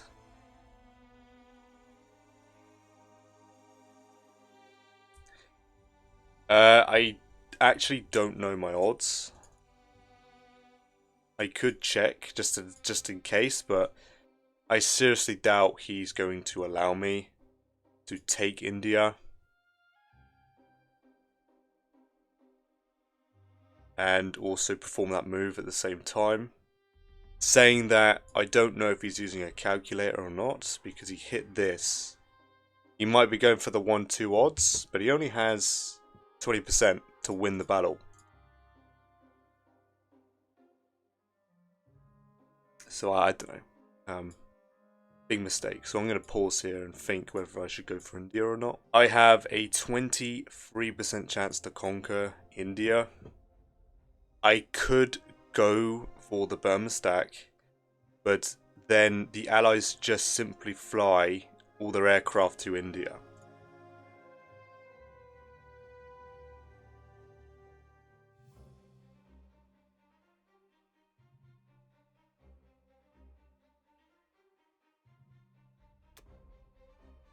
Yeah, I'm quite unhappy that I made that mistake. So I want some I want some compensation and taking India, I think. I don't think I can kill Russia with Japan. Because the 1-2 punch is constantly here, so if I can remove India from the equation and keep Germany up front, then Russia can't really go anywhere without risking Moscow. Alright, so I've done a calculation here. If I stack Burma, the UK has a 54% chance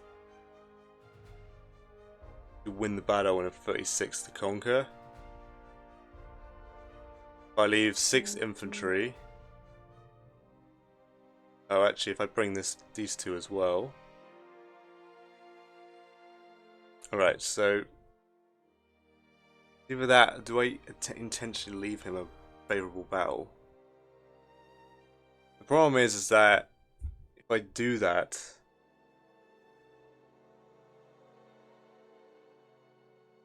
he wipes it out and the Allies just send all their fighters in. So I'm going to leave 8 infantry, 2 artillery, 1 tank, 2 fighters in Burma. It's a 77 in my favour.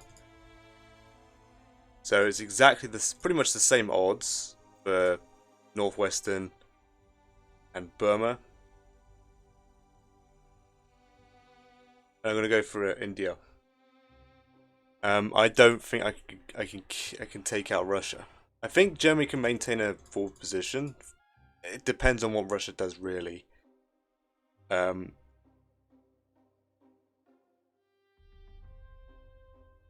don't know, this is probably a huge mistake, and I don't normally do this, but I've messed up pretty hard.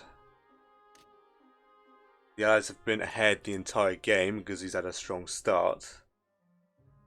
So this is a pretty pivotal moment here. If I go for India, wow, and the Russians can also could buy tanks and send them here as well. That would certainly be quite something, but it might actually give Germany an opening. It's a decent little stack. It's better than the Russian stack in Moscow right now.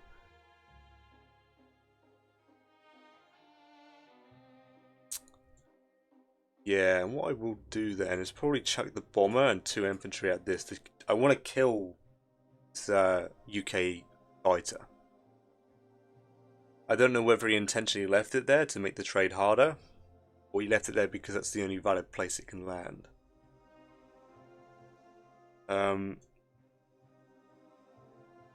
So I'm thinking of 6 infantry, 2 tanks, and a fighter for Japan. I'm probably going to buy a fighter for the rest of the game for Japan.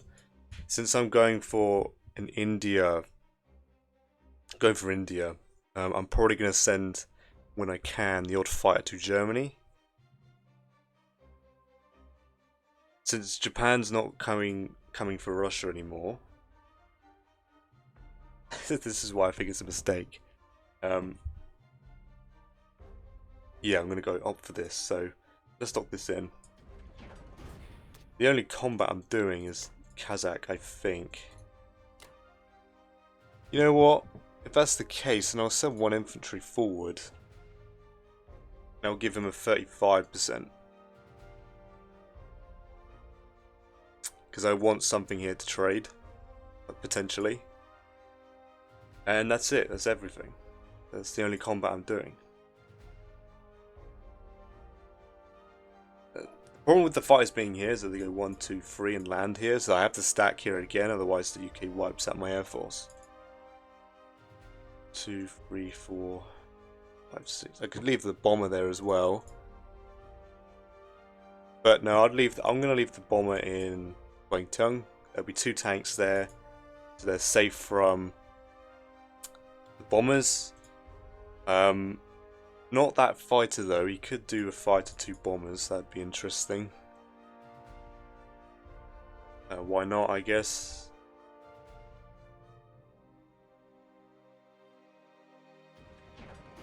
Yeah, it's unlikely, unless I send the tank.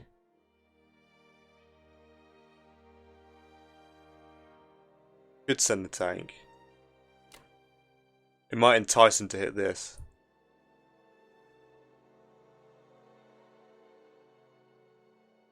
If I send the tank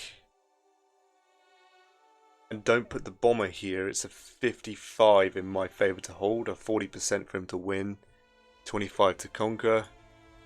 Stick the bomber there. It's at 67.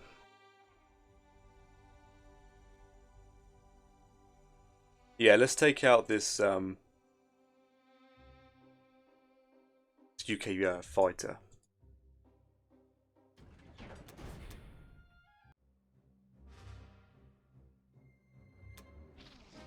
I'm thinking that this is the one that should have died. Right, I'm going to forget that round happened and we're going to kill them now, I think. Just like that. Utterly ridiculous. Tank and the bombers miss 3 rounds in a row. And there's the double hit. Like, you can't make this up.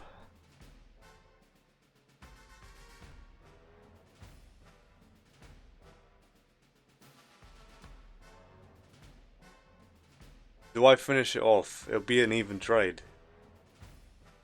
You know what? I'm going to bait him to hit Guangdong.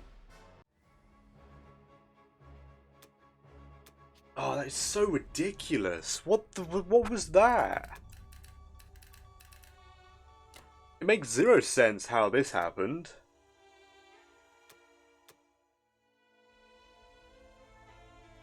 Lost 2 infantry, a tank, retreated with 1 bomber, killing an artillery, and the fighter lives.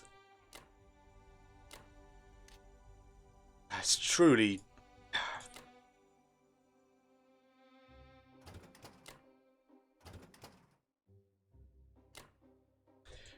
if he wants to hit my battleships with a sub and 2 bombers, I guess I invite that.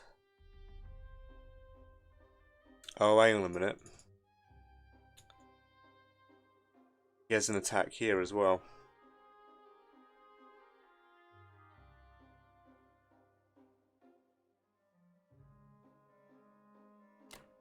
Oh, very sloppy from me. I don't know what's going on. Quite sloppy. In fact, I might have to deploy the fighter in...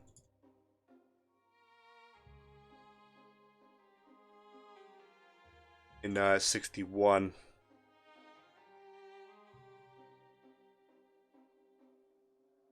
Which means there's only a tank and a bomber here, which means this bomber needs to go somewhere else.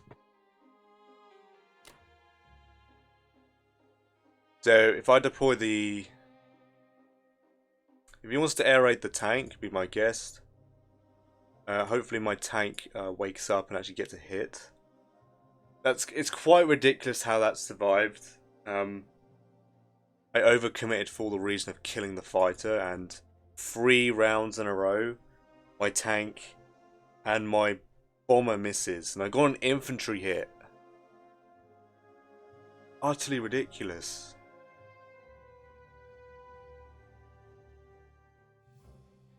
Oh wow, I'm gonna have to do a full retreat here. I'm gonna have no units, so I'm gonna have to get an IC in Manchuria, I think.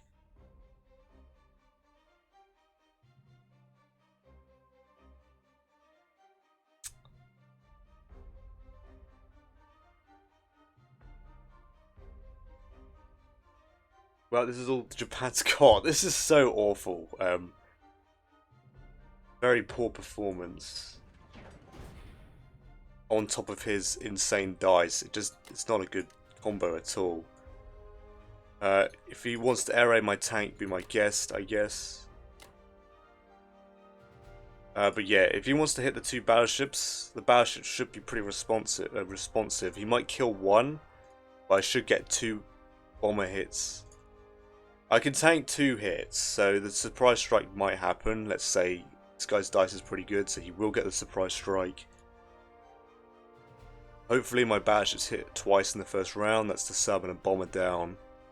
He might commit the bomber to kill 1 battleship. I don't know if you'd do that. That's a bit strange.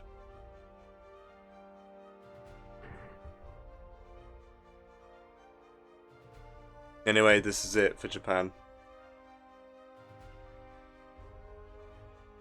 At least I have a full transport load.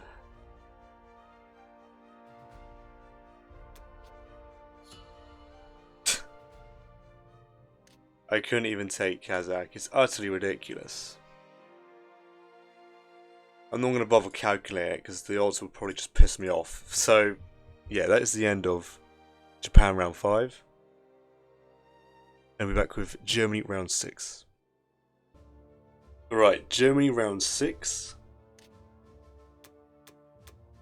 4 more infantry, 3 tanks, 1 artillery, 1 fighter.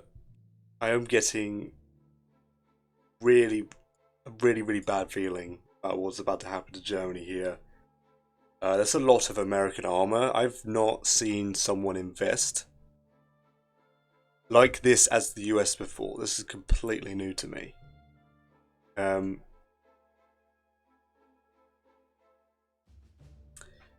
He might attempt a France stack, and there's most likely nothing I can do about it unless I give up forward position in Karelia and bring tanks home.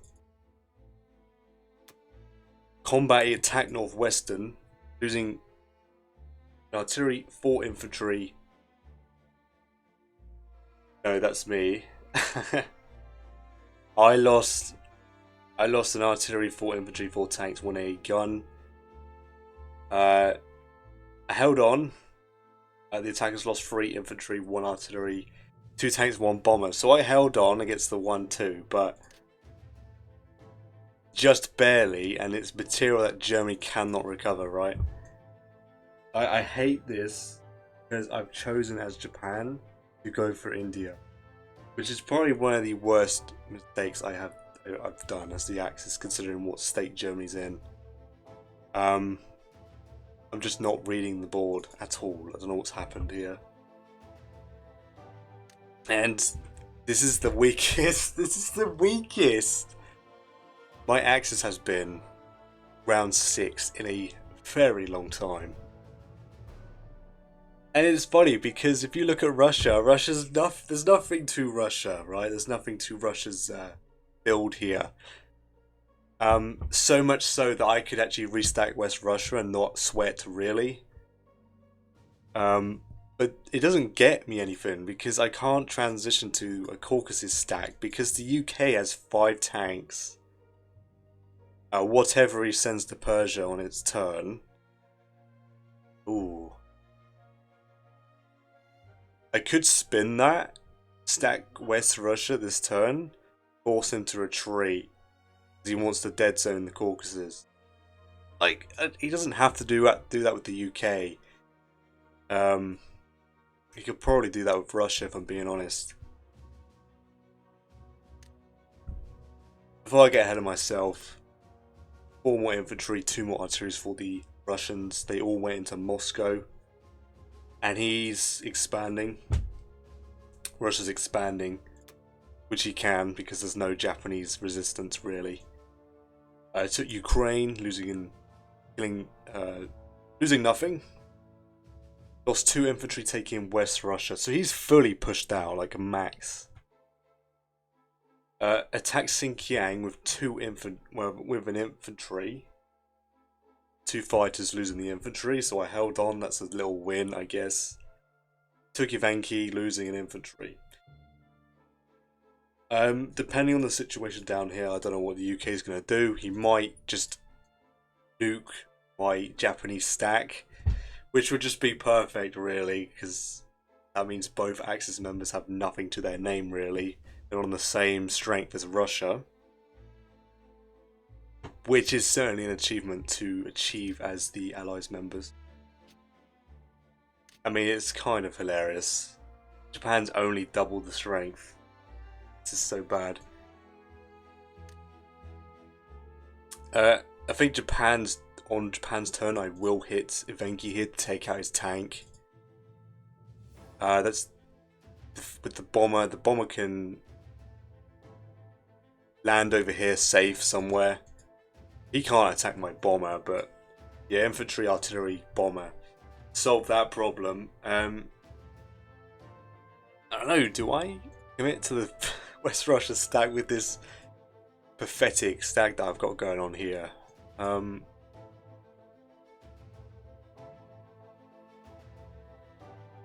mean, you have to laugh at it. Maybe there's something I'm missing here, but I don't think my Germany's been fine. I've been playing pretty well for what Germany has to be, what Germany's putting up with so far. But me messing up with Japan, stacking Szechuan with my fighters, and then choosing I have to commit to India now.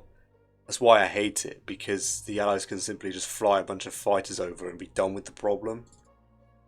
My only hope is that I somehow have odds to take India on my turn, right? But I think the UK can set up a pretty decent counter-attack. Maybe not, though. I do have a lot of potential here. And another thing is that I chose not to attack the... I realised this the other day.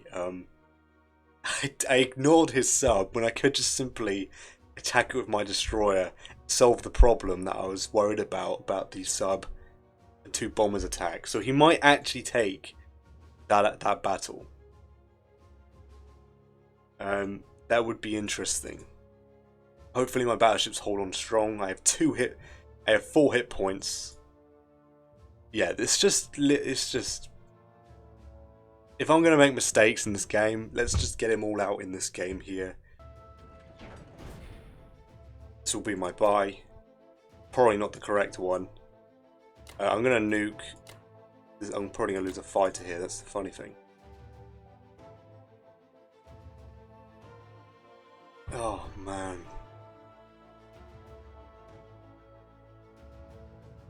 I don't know, I think the threat on Germany is just way too much.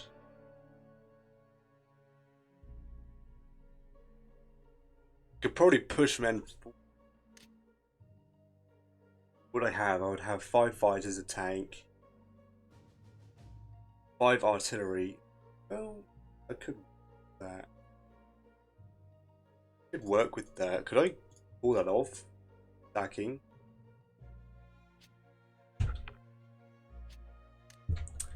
Japan kills this tank.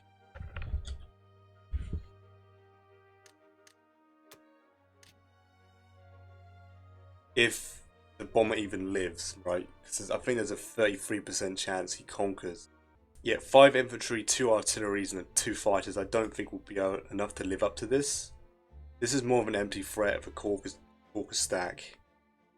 And bonus if I conquer Ukraine, which is asking a lot.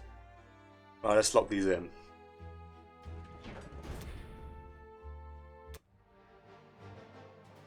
He has to stack. Oh, there is no way I pulled that off. I mean, I have to give props. My Germany is been the, considering the situation that I'm in. Beautiful dice, really. Beautiful plays.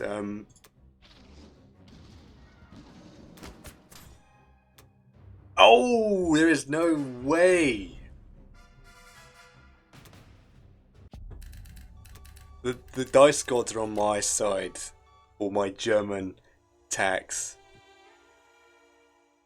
My Japanese are not in the God's favour at all at the moment because I played them poorly. I think that's what's happening here. I have to give up the I hate it because it opens the door for the Allies to do Norway Shuck now, but he doesn't need that, right? If I'm being honest, he does not need that. I do sack because I think if he's going in with the Russians, he goes in for good.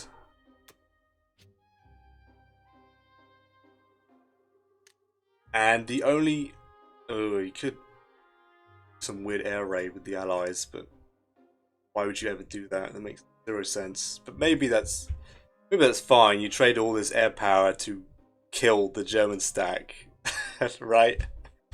And then Russia can push forward. Maybe, I don't know. We'll see.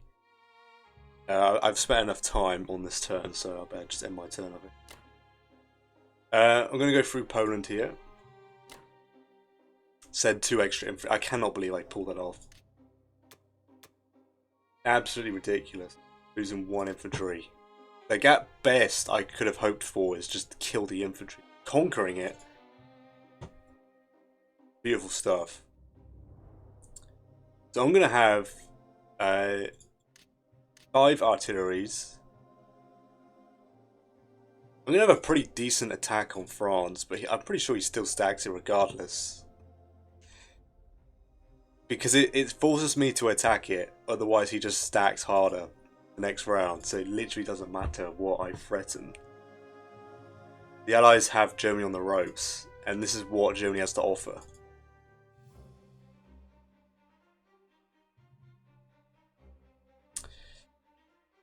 It's like, do I shove my fighters in Poland to put as much pressure on Russia? But it's such an empty threat. It really is. Considering what Russia can buy. As long as he can't take me with the UK, I'm fine. I don't think he'd hit me. That makes 0 sense. But if he checks my doctrine, I'm not happy with that, so I'll do that.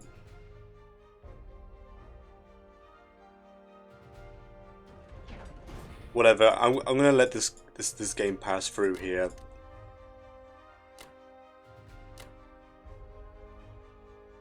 What is the UK planning? Probably, if he doesn't do that, he'll just simply take all 3 territories, the Allies, and then they form a Norway state. I don't know why they would need to do that though. Russia's in no desperate need of defense. Because you got one. He's bought another fighter as well, if I'm not mistaken. Yeah, he's buying a fighter return with the US, which was simply chained from Eastern to Iceland to Russia here. So he can afford to actually do this with the Allies. Normally I do this with the UK, I supply Russia with fighters, but doing it with the US is an interesting play. But it has to be situational. My Germans just had a rough time. And are holding on very well so far. Yeah, I gotta do it. I gotta put all the artillery here and give this up. I could leave one infantry here to force the Allies to trade it.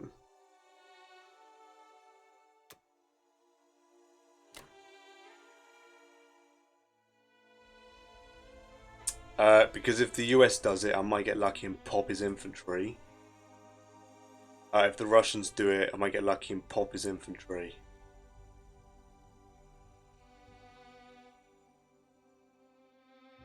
One, two, four. That's hilarious, because then the UK would simply just wait for Russia to conquer this again, air raid me. Maybe not though. He's only got three fighters, 2 bombers, and I have a pretty big stack. So, if need be, the Japanese would actually do a switch up and kill these stacks with an air raid and a tank and infantry. All right, enough delaying.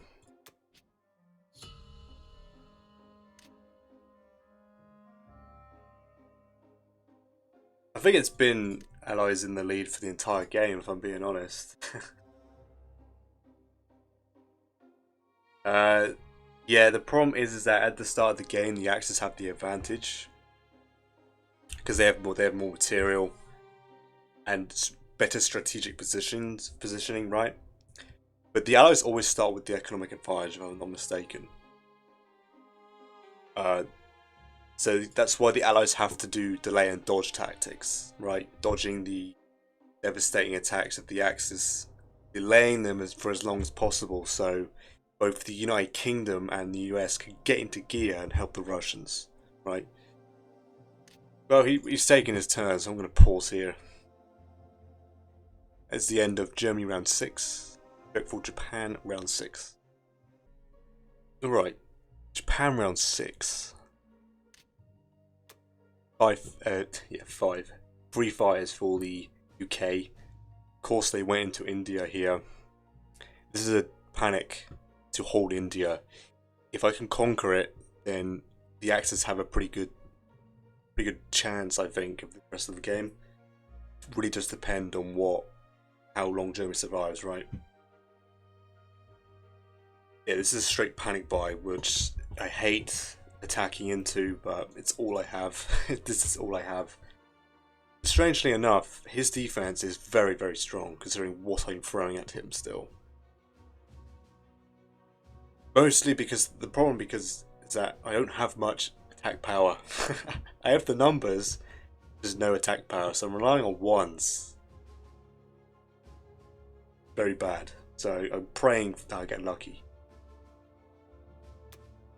Took France, stacked it, which is pretty predictable, but it means that the UK is not influencing Europe on his next turn, so that gives a little breather for Germany. And then he attacked my battleships. Now I watched it. His sub missed, both of his bombers hit in the first round, then one of my battleships got a hit, which is, now I'm thinking, great. Here we go. I've lost my 2 battleships. But what happens is he rolls a double 6. He rolls a double 6. And then I roll a 3 and a 2. So, just barely, I lose nothing. Just barely, by the skin of my teeth. If that's how you say it, the skin of my teeth. Which is great, because that gives me 2 bombards I desperately need for India. I'm going for India this turn. If I fail to conquer, and the UK has a chance of taking it back, then I'm in serious, serious trouble. I'm glad I stuck the fighters there because US could air raid the Japanese units and then stack, which obviously means that I won't be able to take it back unless I move one infantry. I have a spare infantry that I'll move down just in case. I should have fighters left, hopefully. But he could air raid it and allow the UK to take it on his next turn. If I conquer it, then I could shove I could shove German fighters there. That'd be crazy if I need to do that move. I'd probably commit 2. So I just need to conquer it. And then the Axis have a front here, which allows Japan access to Africa, of course, and I'll eventually get to this, right? So Japan has an 85% chance to conquer. In India, he has a 14% chance to hold. On average, I have 2 battleships, of course, 3 fighters, 1 tank, 1 artillery from... No, 1 tank, 3 artillery. That's on average. So obviously if I lose a fighter from the AA gun, it dramatically affects things. So I'm really praying I get lucky here. Him missing his AA gun and then me getting lucky with my 1 rolls. Otherwise it's probably the end of the game. I'm opting for 2 fighters and an industry for Manchuria. And an infantry now that I think about it. Which means I should probably ditch the other fighter. Get a tank, Manchuria, and save the 6. Unless I buy 2 tanks, which is ridiculous, I think, but screw it. Let's get 2 tanks for Manchuria, so I can really get into India's face if I'm desperate. This will be Japan's buy. Good luck to Japan, because if this fails, it is the game, in my opinion.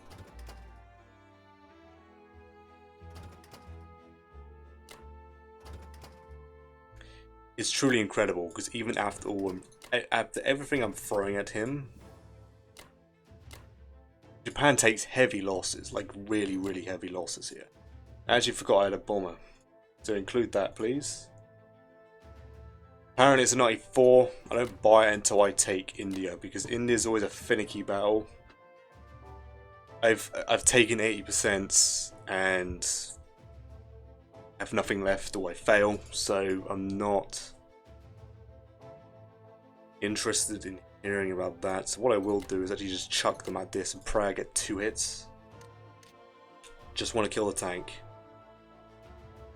Because if I don't kill the tank, he just blitzes through, which isn't that much of a bother because I'm going to be buying infantry here the following round.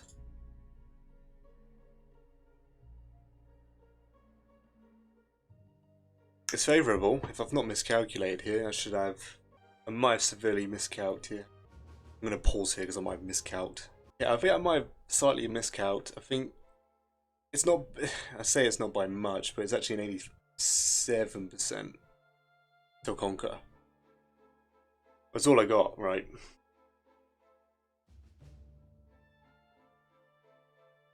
I'm getting new to this new calculating system because you can have units calculated within a transport load separately. Same calculation. You have regular land units.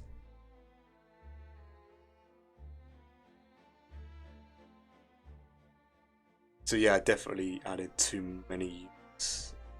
Really? That's it? I don't know where I got the extra couple units from. It's a make or break for the Axis, I think. Implausible, I guess.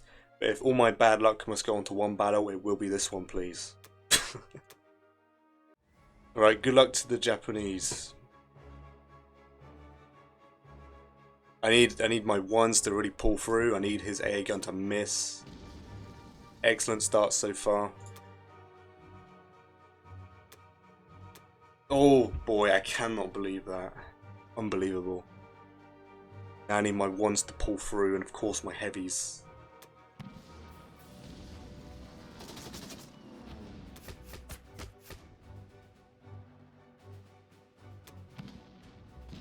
Oh, Christ. Okay, we lucked out here, that's very nice.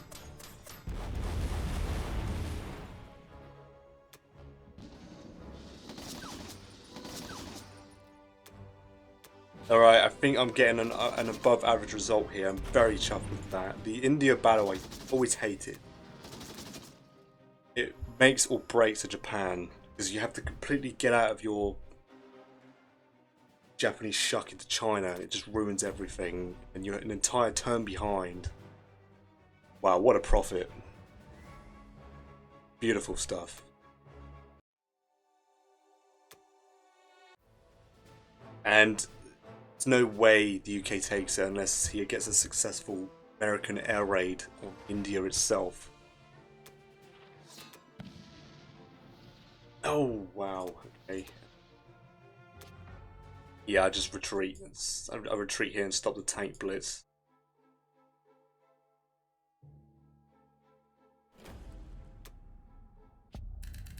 Oh, I'll happily take that. 100 minus 110. It's very good profit. I shouldn't have skipped it.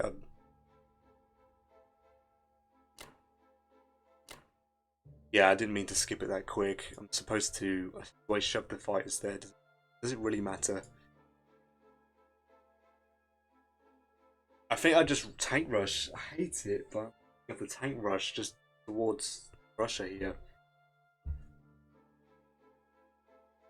The fighters have to make their way to Germany now. Like, there's no funny business with that. I have to throw every single fighter.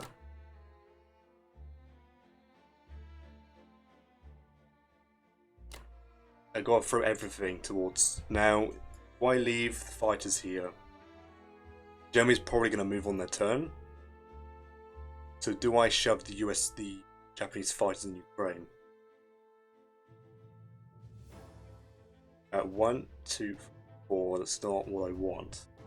2, 3. If I shove them in Ukraine, the Axis could, not the Axis, the Allies could just throw their fighters at mine. Very questionable. But the Japanese fighters have to go into Germany now. I think. But one can't even make it, so.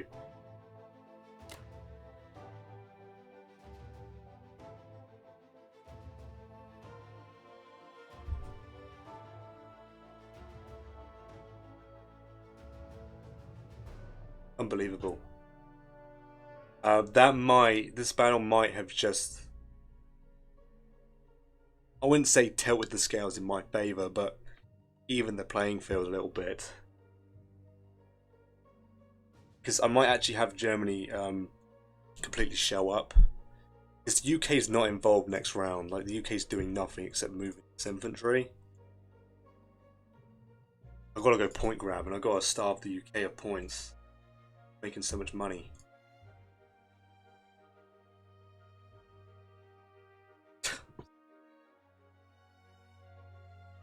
So yeah, if the US goes for an air raid, I don't think it's very good, because I actually got an above average result. They didn't lose a single plane, which is just a miracle. But I think, I don't know, it's subjective, right? A more experienced player probably should have just abandoned India, because those tanks from UK are disgusting. That for the Allies to have Russia's back pocket, right? As soon as Germany breaks, those tanks blitz everywhere and take all the money. But I've got rid of them. And 6 UK fighters. The UK has nothing to claim.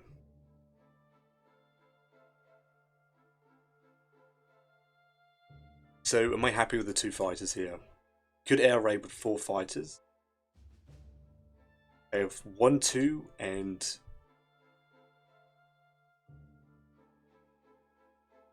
2 4s against 3 4 freeze.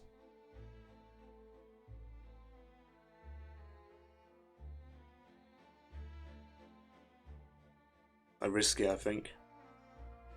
But knowing him, he'd go for that because he went for Szechuan. Does that help the allies? It does, I think. Well, I have to throw everything I can towards Germany, so that's the move I'm doing. Sticking with it.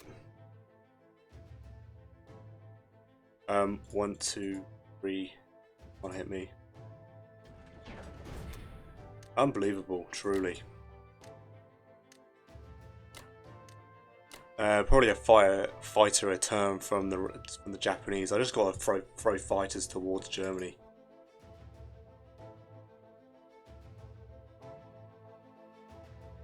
Truly unbelievable. But if he goes for the air raid and is successful, I have to throw German fighters at India. Hold it. 1, 2, 3, 4. I seriously doubt an artillery will win against 2 fighters.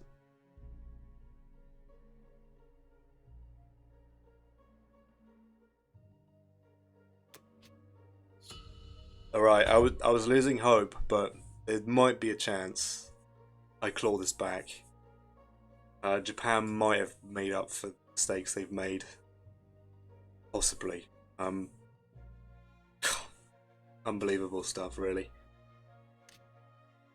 And somehow the Axis are in lead. It makes 0 sense about the way this game's been going. It makes 0 sense. Alright, well that is the end of...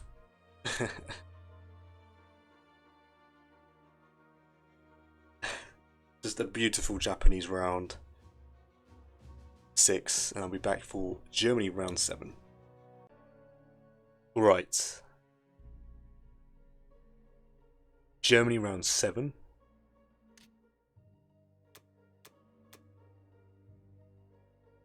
Four infantry, 4 tanks, 1 transport for the Americans here.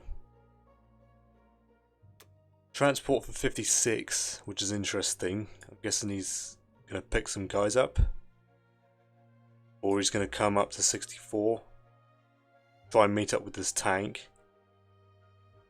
But I've set some plans for Japan to deal with this, so that won't work, which shouldn't. Of course, 4 and 4 into eastern United States.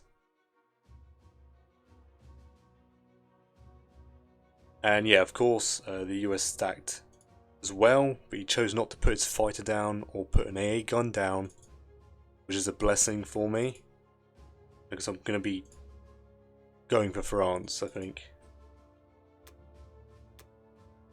Took Karelia for the Russians here, and interestingly enough, Russia bought 5 infantry, 2 artilleries, and deployed infantry artillery to Karelia. 3 to Caucasus, and then 1 and 1 to Russia. Now, yeah, he took Xinjiang, Yakut losing an infantry, and then Szechuan, no units lost. Now, this is a pretty good play that Pershing's done here. He's given me a dilemma. Do I go for Russia now with the Germans, or do I deal with the France stack?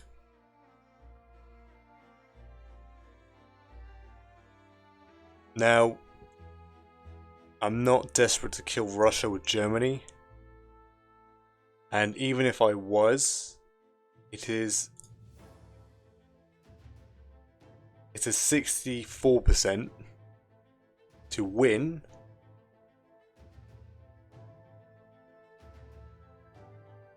And conquer, actually. Yeah, okay.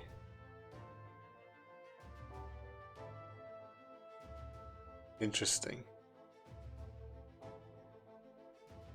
Yeah, 64 to conquer. On average, I have a tank and 2 fighters left.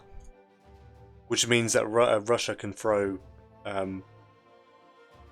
4 infantry at the tank, unless I chuck some Japanese fighters to help defend. The problem with that is that 1, it takes takes a huge chunk out of my German Air Force. 2, Germany's forced to land in West Russia, which means it's another target for Russia to throw infantry at as well. And another thing is that it exposes Germany, and then it also allows France stack to stand, really, and then get even worse of a problem, right? So this is a trap.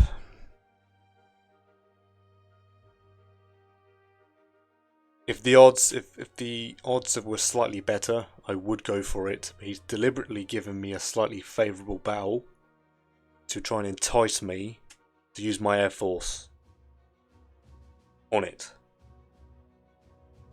There's a choice. I could do a Caucasus stack, but it's a kill Germany, which I don't really want to stack it. So I think I'm just going to back off and restack the Karelia, take away his investment.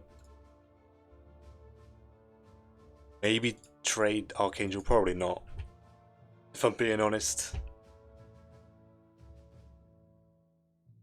But yeah, I think I'm going to do a 1-round strafe. Depending on how many hits I get, I'll go for a second round. I can't allow the Allies to get away with this. I'm hoping that UK takes priority on taking damage, but I don't think that's how it works. I think the host nation of the tile takes damage last, so it'd be the US taking damage first. But that shouldn't matter too much, because on average on a 1-round strafe, I kill 1 artillery, 7 infantry, so the UK will be mostly taken out of it. Hoping that's the case.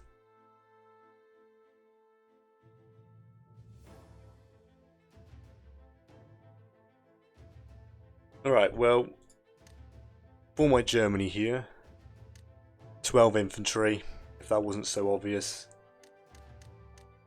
And repairing 1 on Germany.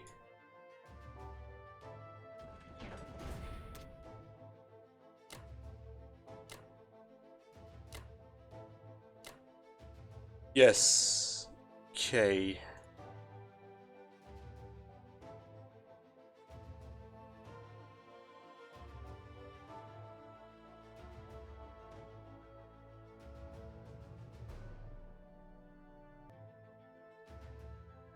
Alright, bit of an awkward cut, but yeah. Going into Germany for a 1-round strafe, on average I kill 8 land units, which is hopefully weak enough for the UK to not be able to take Italy with 2 artilleries.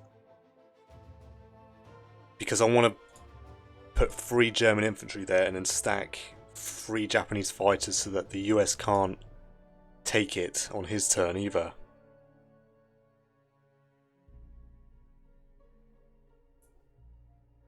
And I'm going to be stacking Karelia again. I keep opening and closing the door for him, but he's not taking it. He's fully committed to stacking France over and over again, I think. Which he can afford because he's dumping tanks down, which is very concerning.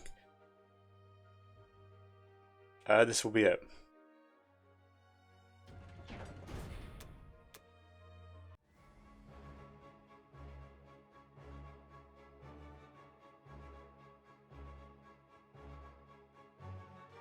Right, good luck to the Germans.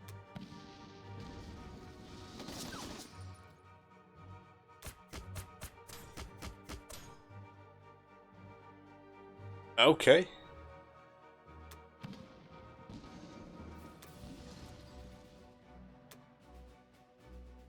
He's got 2 artillery left and there's 3 American tanks. I have to pray that the UK does not go for Italy, I mean.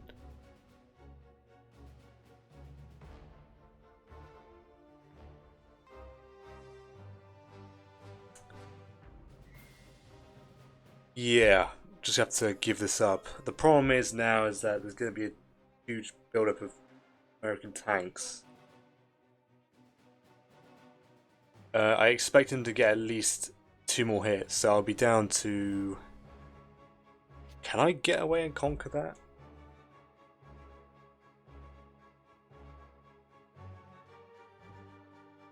I conquer it, I put Japanese fighters on top.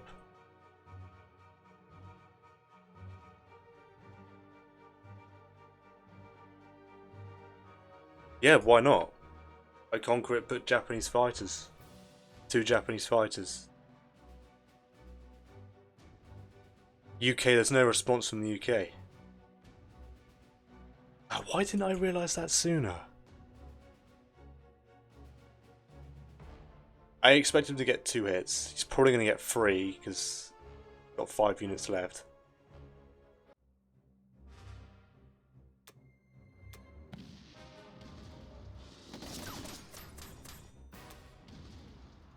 Oh, there's no way. Unbelievable. 10 infantry, 5 artilleries. A tank. Okay. And then 2 Japanese fighters.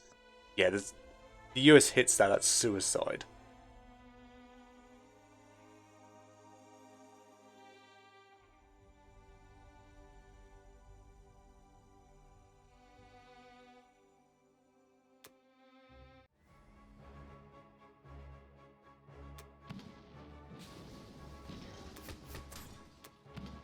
Okay, that's a bit excessive, but I'll still take it.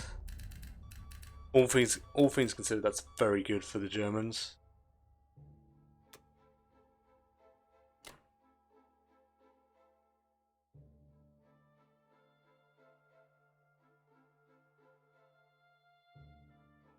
I don't really want to give units away to the Russians.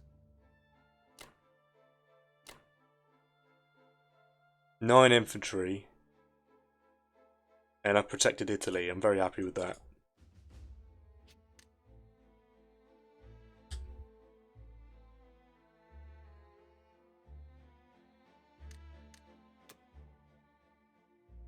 One, two, three, four. No. 2. I'll still send this one to Italy. I'm most likely going to still be deploying all of them back home.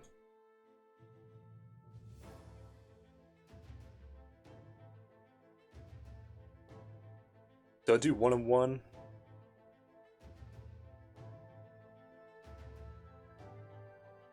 Would the Russians stack?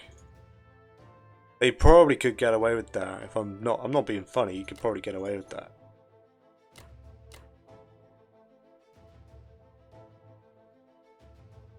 So the only thing that the US can really do is take Northern Europe. He could go for that. I actually hope he does that. I hope he goes for France. I can't believe the thoughts only just occurred. I could have simply just stacked France and there's nothing the Allies can really do except headbutt the wall, right?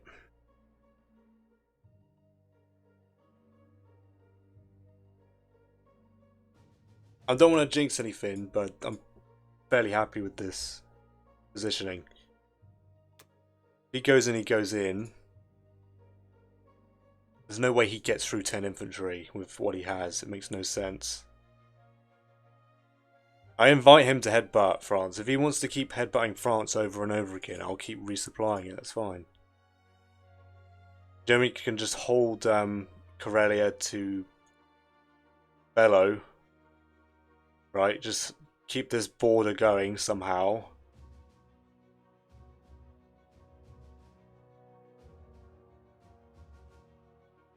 It's either that or I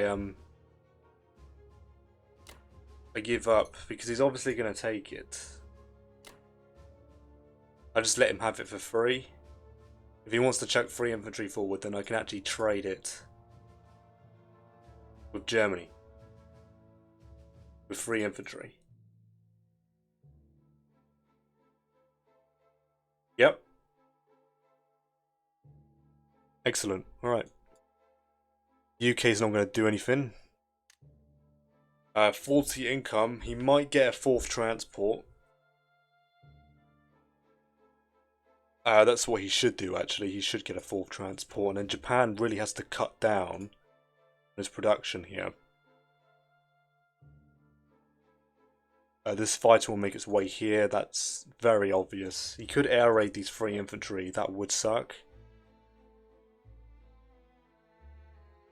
Well, if that's the case, I might just stick the A gun there.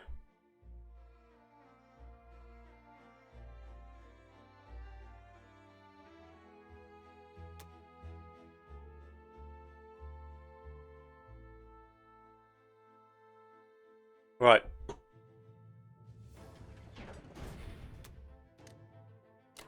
Nine and 3, very nice. 37 production, very good.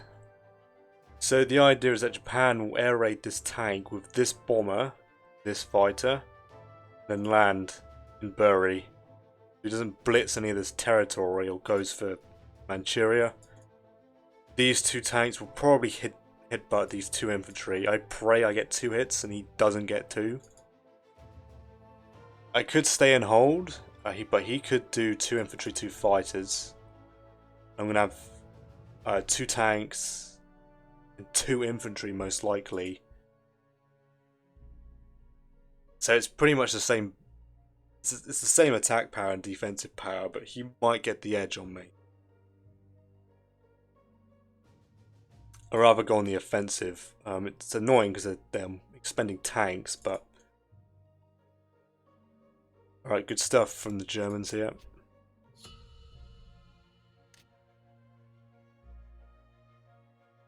Yeah, I can't believe the thought never occurred to me. Just stack France. When in doubt, right? And then I'm going to shove these 2 fighters. I'm actually very impressed. Because I think I got an above average result there. I think I was supposed to lose slightly more. Yeah, I had 3 extra infantry. Yes, above average, I'll definitely take that. Alright, well, it's the end of Germany round 7. We're back for Japan round 7. Right. Japan round 7. 3 infantry, 1 artillery, 2 tanks for United Kingdom, and industry. Industry to French West Africa. 3 infantry, 1 artillery, 2 tanks, United Kingdom. And he's charging up for a hit somewhere.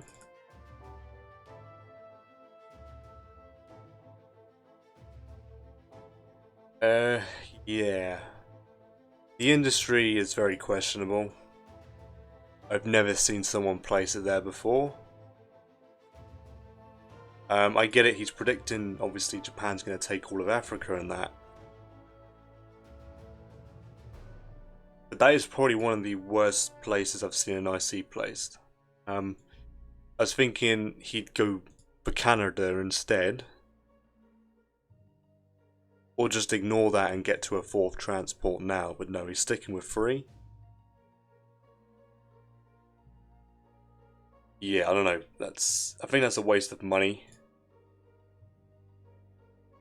Unless he sends US units down. It's quite a big waste. Doesn't really add much to his gameplay, really. I don't know, I don't think it's a very good tactic. At the very least, I'd put it in Union of South Africa, but he'd have to commit a lot of Americans.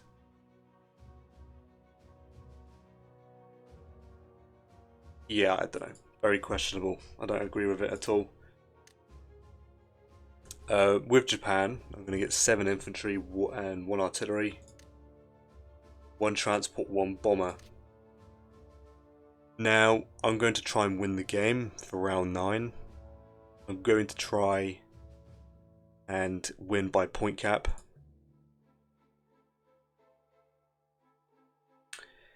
because the opportunity for me to hold France is available.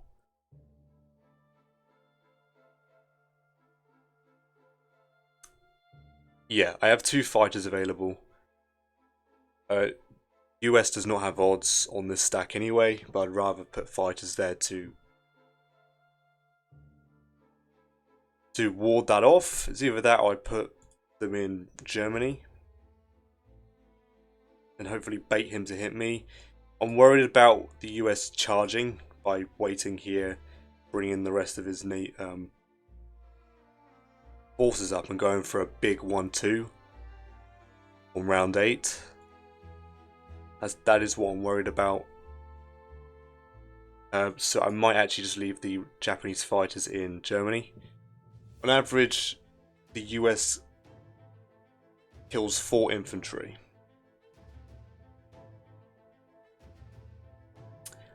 I'm a bit skeptical with that. I would give him the benefit of the doubt, and he kills 5. So I'll be 5 infantry, 5 artilleries, and 1 tank, 1 AA gun. If he goes for it, great, because then the US's hit is a lot weaker. It's either that or he's going to send some units to Finland, otherwise I blitz a tank through. Either way, I think I'm going to try and point cap. I'm going to try and go for Hawaii now. I'm not sure what the purpose of this transport is, but it doesn't matter where he goes. I'm buying a bomber this turn, and I'm going to send a bomber to attack this tank and land it here. Or here. Either or. Pretty sure this is safe. 2, 3. Which will dead zone all the navy, the water tiles here, the ocean tiles. This bomber actually dead zone 1, 2, 3, 4, 5, 6, which is where I think he's going. I think he was going Solomon's, then Borneo or Philippines. But the bomber will completely negate that. I'm just going to send my entire fleet back to 48. And then round 8 I'll stack 52.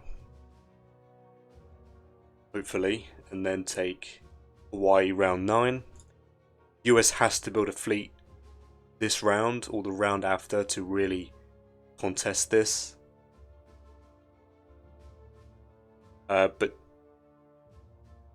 I think Japan can buy a lot of navy to really put pressure on this now. I think this guy does know what he's doing despite what he's done here. Maybe I'm wrong. Maybe this is like some super strat that I don't know.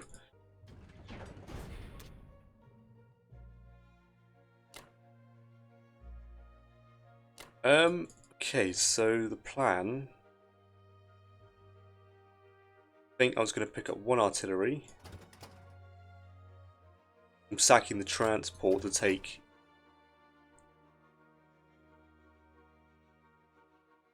And then I think 1 artillery. Taking Madagascar, and then I'm picking up 1 tank. Dropping him off in Italian East Africa, and then I think committing the other artillery.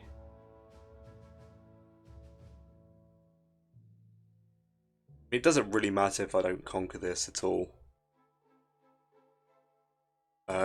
1, 2, 3.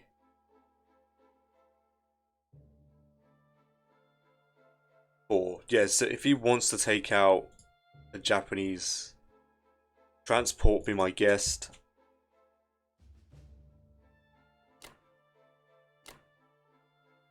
I really do need a hit in the first round.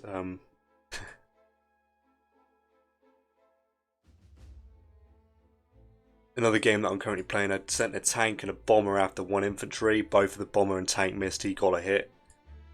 I just retreated because I could not be asked to lose a bomber after that. So I really do need a hit. In the first round, the bomber should get the hit, right? I'm not asking too much, I don't think. Now, am I hitting this?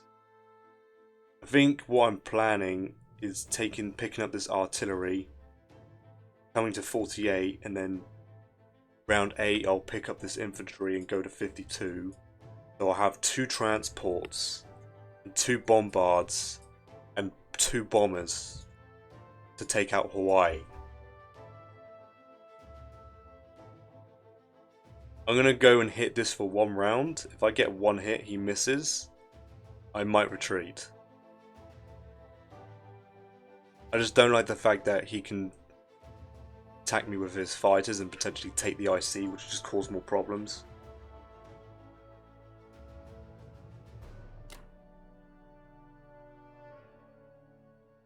And that is it, I think.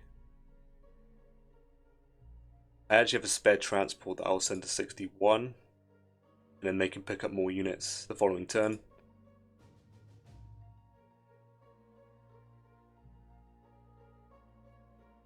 Hopefully I win this battle. I don't think I care too much.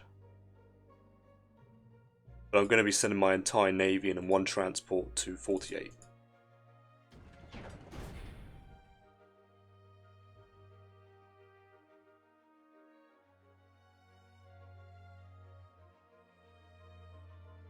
Yeah, I know it's unlikely, I just need to get, hopefully, 2 hits.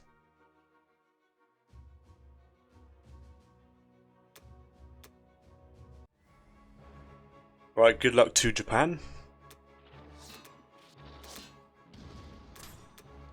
Excellent.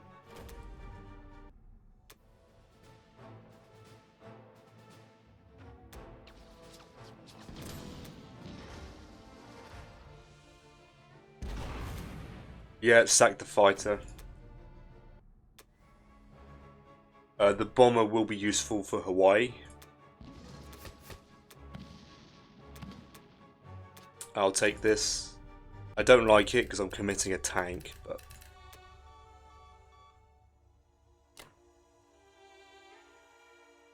This fighter will go to Italy.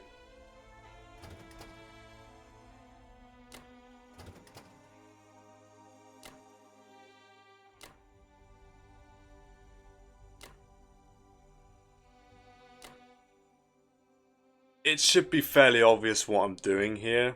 I think it's quite easily, especially me building the transport in 60 and bringing 1 transport and artillery. I'm going to pick up this dude, come here with both transports and my navy, and I'm going to have 2 bombers in the area. Like, it should be quite obvious what's happening. I'm going to have probably 2 infantry. I'll just bring the tank just in case. An artillery, 2 bombards, and 2 bombers on this.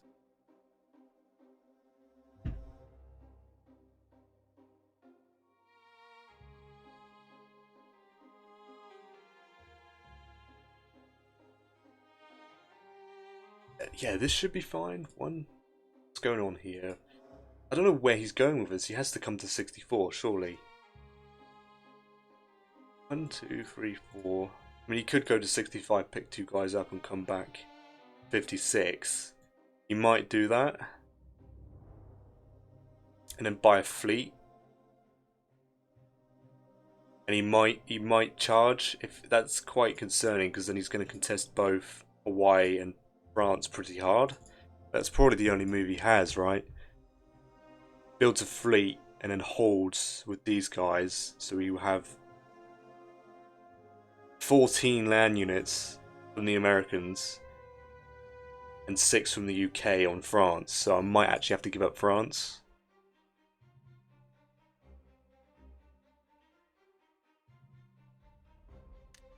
$44.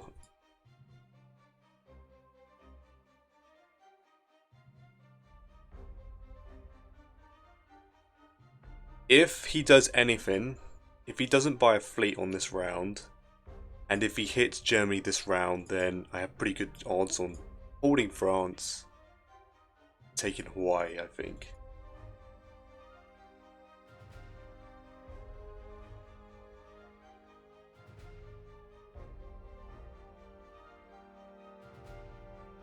Gotta be careful though, because I can get a...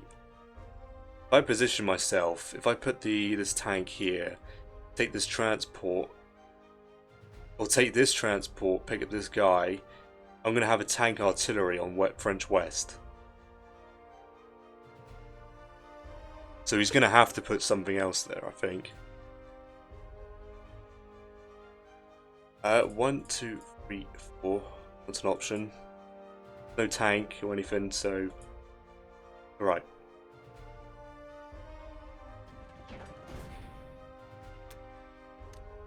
Bomber. Transport. Let's go artillery here. No. Well, yes. This infantry is not that much of a bother. I could defend India pretty well. He's going to push with 1 infantry. Put the artillery in India here. Alright.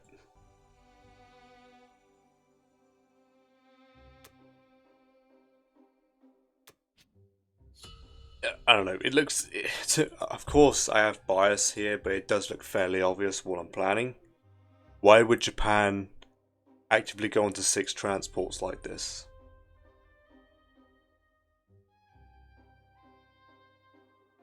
Yeah, pick this guy up, go to 52, pick an infantry and tank, go to 52, stack my navy onto 52.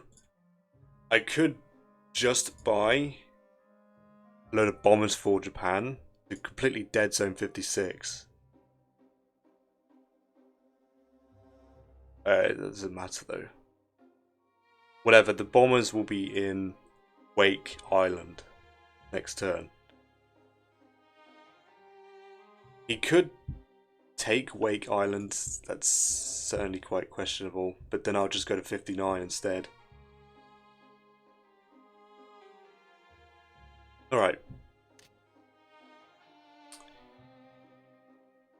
Well, yeah, after Germany took France, the balance of power is completely shifted into Axis favour. I think Germany has the full potential to hold all of these victory points, just in time for Japan to take Hawaii round 9. He actively has to build a navy now, or round 8, to contest this. Or he has to really put the pressure on France for me to give it up. Or Karelia. Now, if the US simply doesn't hit this and dumps a bunch of units into Finland, that doesn't work because I would simply buy a carrier. He has to put navy, but if he sticks too much here, I might actually have odds on his fleet. But he could do that, he could actually get away with that, stick a carrier, 2 fighters.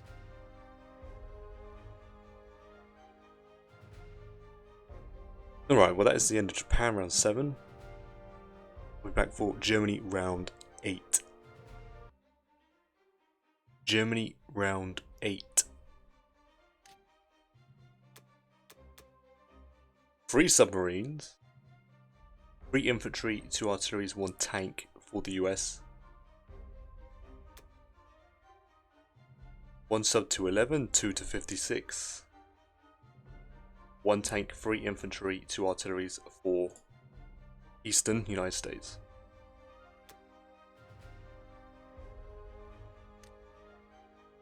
Took out the transport in 34, then landed in Trans.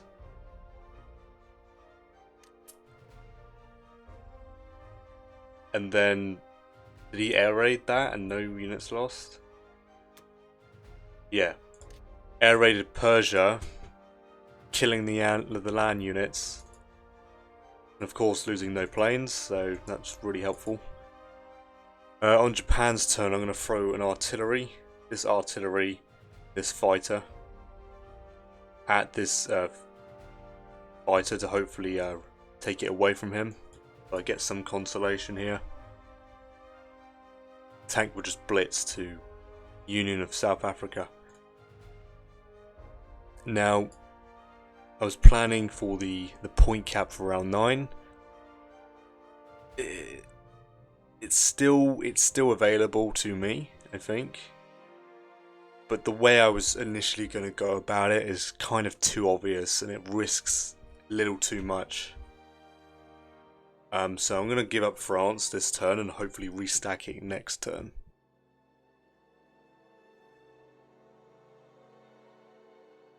I hope the idea of taking France back for the Allies is too much of a good bait, so the UK has to take it back, right? Or he just restacks. Because the problem is that I can defend France, no problem. Germany, no problem, but it comes to Karelia, because since Russia pushed out, it's too much. I survive a 1-3 punch. But the problem with that is that, after the 1-3 punch, where is it? Where's that calculation?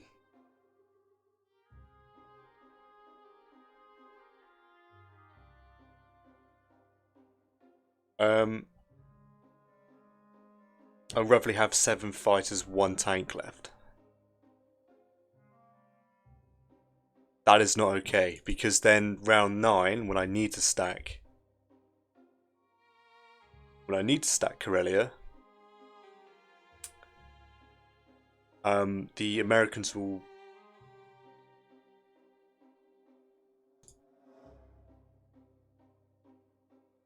Yeah, the US would have most likely not have gone for France. And restacked, so then he would have an extra punch again. And as well as the UK buying, and the Allies could just throw themselves to stop the point cap. So I'm hoping the France bait is big enough so that the UK does not hit me.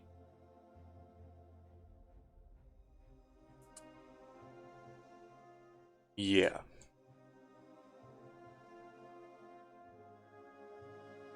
Unfortunate. 1, 2, 4. Sticking 4 fighters in Karelia this turn.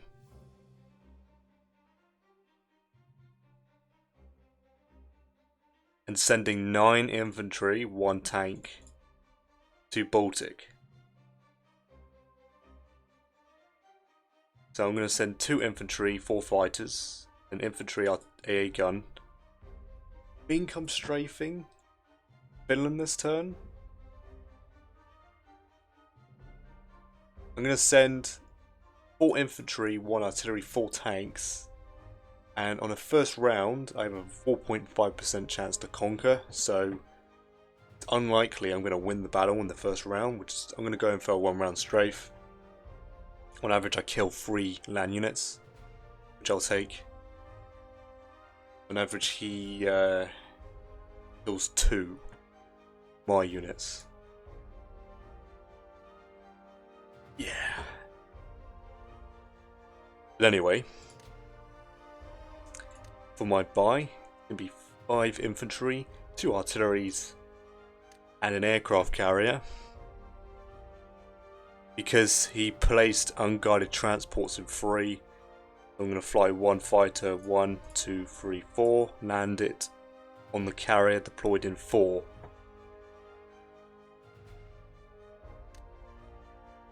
Which actually means I have less chances of holding as well. But it should be fine. If he really goes for it with all 3 nations, I'm going to have 9 infantry reinforcements in all my planes. That might just be enough.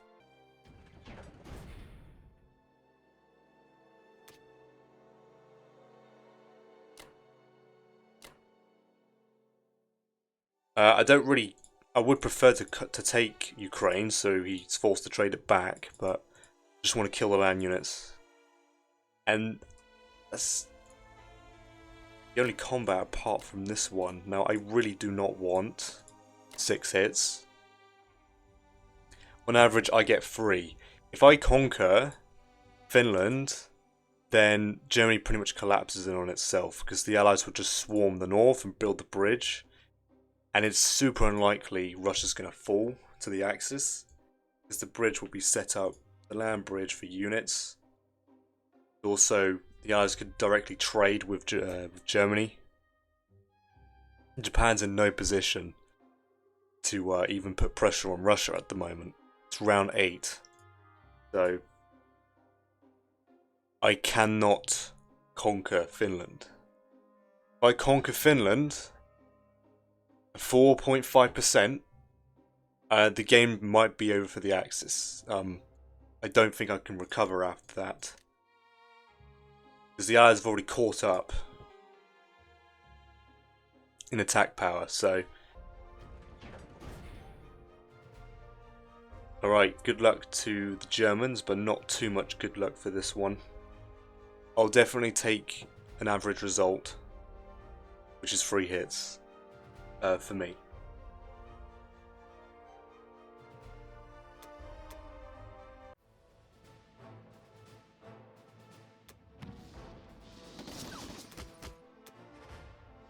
Excellent. Cheeky snake eyes.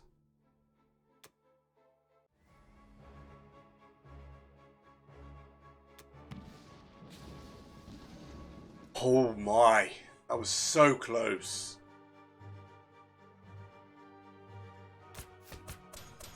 Oh my. Unbelievable. Yeah, I mean the free hitbacks from the tanks was a bit excessive in damage, but I was not expecting that result. I'll take it.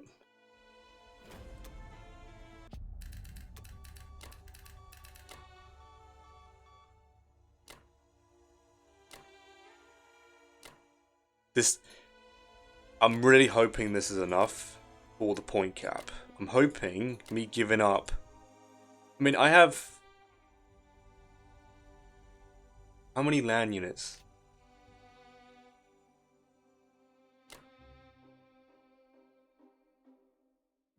One infantry.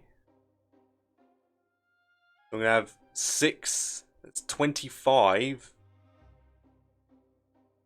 24 land units on France. So...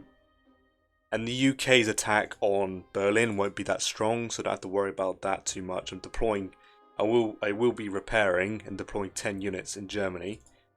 So France should be secured. Depends whether or not he stacks with the Allies again. The amount of damage I take. But I do have Japanese fighters to help defend. I'm hoping this is enough. Yeah, I was very concerned because the US could just throw himself at Karelia. He still could, right? You could send a tank and 6 fighters. But maybe taking out this fighter might make him slightly more cagey about using his fighters. I don't know. It might be worth trading his aircraft for Karelia. Maybe. Whatever. I'm very happy with this. Yeah, I apologise. Getting ahead of myself here. Yeah, 6 infantry, 1 artillery for the Russians. Took Persia for free. Took Ukraine, took West Russia, and then attacked Szechuan, losing an infantry. Hopefully the UK is desperate for more money. She is. And takes France. Have it. Take France. So yeah, I have more than enough units to retake France. I should have, hopefully. Alright. As long as I'm on the right doctrine, yep. Sack AC, keep the AA. I'm keeping the AA because UK could go in. I want the AA gun to be around when US potentially hits and pop like a plane or two.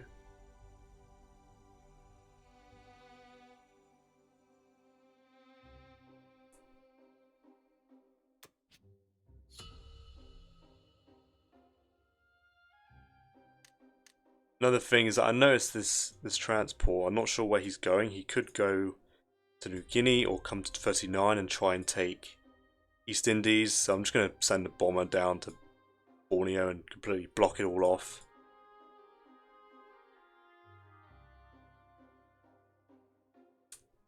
Or I might just do East Indies because it blocks 39 to yeah, it blocks off 39.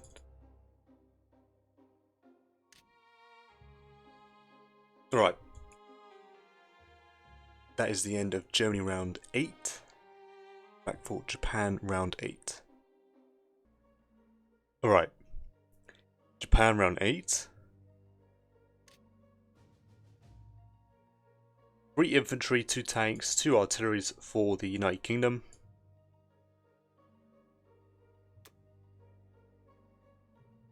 Took France for free and took Northern for free, and then delivered an infantry and a tank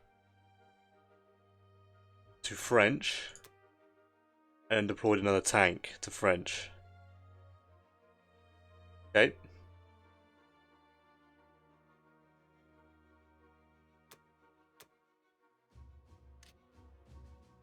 Well, with the Japanese, I'm going to go for the point cap play with the Axis.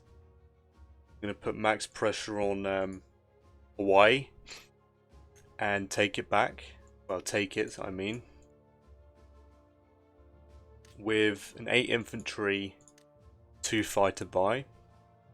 The 2 fighters are for so I could defend my fleet from a potential USA naval drop in 56. I'm not sure if you can get odds on the fleet, but I'd rather have planes help defend. He could do a full buy of a battleship and 4 subs. So you have 6 subs and a battleship, which might be enough to kill my fleet, but I don't think he'd be able to take back Hawaii. It depends on how much damage I take when actually taking Hawaii. I expected to drop the other 2 infantry down. It's either that or he'll drop them into Western. He has to realise this on America's turn, because I'm going to try and stack France with the Germans, hold Germany and hold Karelia, and of course Italy. The Allies can't take Italy from me unless he sends unit to 13, transport to 13. Yeah, I don't have a bomber that's available. 1, 2, 3, 4. Yeah, that's not going to work. Because this bomber is going to fly. I would prefer it in Germany. I'm sure Germany can defend Italy as well. He has no air force unless he moves 5 fighters into Libya. There might be a workaround he can find. I would prefer this bomber here, to be honest. I was thinking of including it in this combat because I don't, for some reason, I just have a good feeling that 2 infantry and an artillery can kill one Russian infantry, and if I don't take the territory, then the US can actually air raid India, and then Russia can go and take it back, which I don't want at all. Right, I'm going to take out this fighter, I think. This fighter support. This tank will blitz down to Union of South Africa. And then I think an infantry and artillery, just to make sure, with a bomber.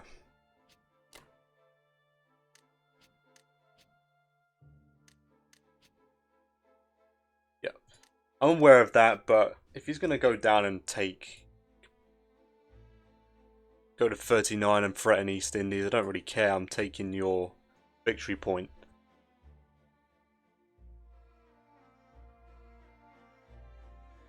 I think that's everything.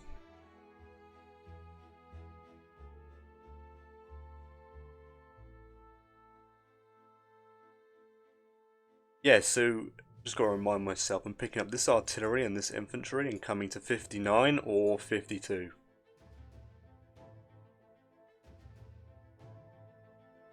Let's go 59. And then I can bring a tank and this infantry. And then... Wait, no, I need to go to 52 so this bomber can actually assist.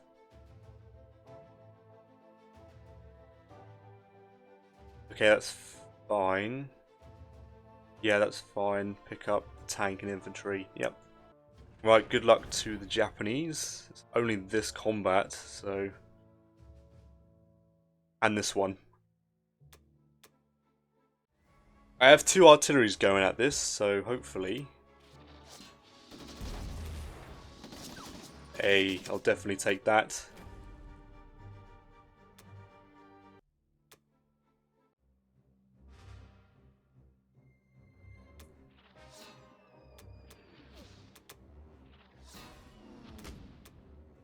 Alright, good stuff.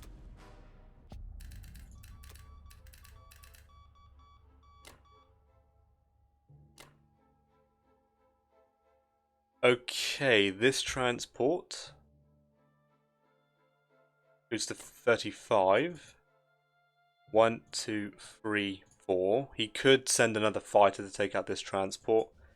Not too bothered.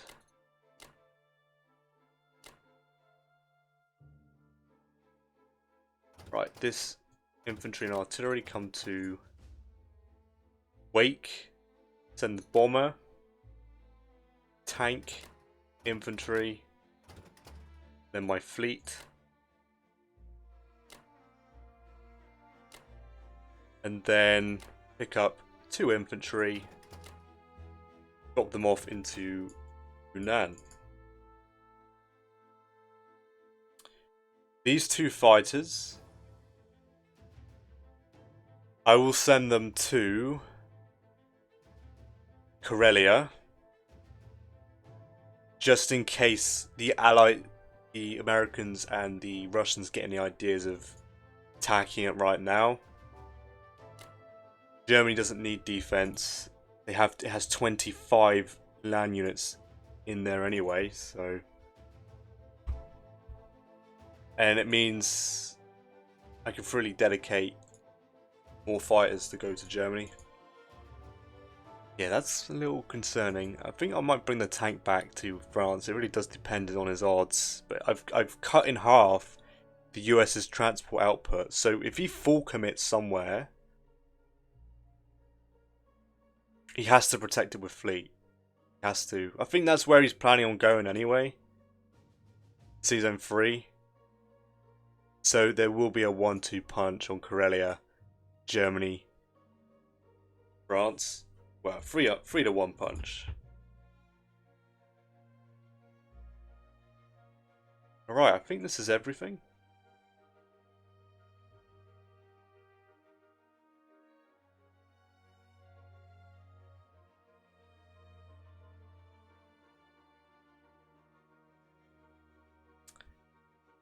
And then 1, 2, 3, 4, 5. Yeah, I can even send an extra bomber just in case for some more cannon fodder. Alright, good stuff. As long as the bomber is hiding here. Yep. Then 1, 2, 3, 4, 5, 6. Excellent stuff.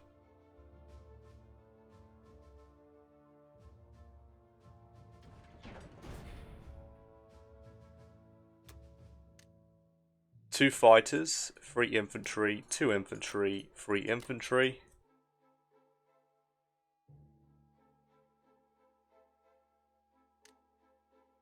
Alright. 1, 2, 3, 4. Excellent. Yeah, the 2 fighters will land. I'm not sure what the US can really do here. But there's a chance, right? There's a chance he holds on to Hawaii. There's a chance he takes back Hawaii. Depending on what he does. He has no bomber. So he can't land in midway and threaten a retake. I'm also threatening Western, so he has to respond in some way. If he buys land units, it's a win for me, right? Because I'm pretty confident Germany has enough to stack France. Take it and stack France. Doesn't matter if the US full dumps, I don't think. I say that, but he could get like a killer result, which could affect things, but he doesn't have a response afterwards, right? If he dumps now, the US is not in the game to stop a point cap unless he fully invests in 56. 48 income for the Japanese, and they don't even fully control China yet, or have taken Australia and New Zealand. But I'll definitely take that. Look at this. So we've got a nice little buffer of a lead now, and Germany should be in prime position to stack France. Fingers crossed, right? Right, that is the end of Japan round 8. We'll be back for a possible point cap round of round 9. Right, Germany round 9.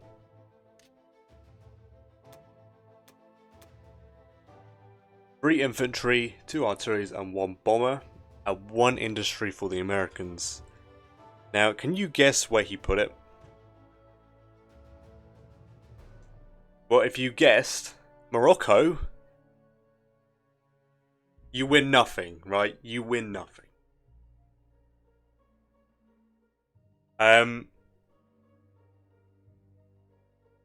Objective, this is a very bad decision. A very bad investment for the Allies.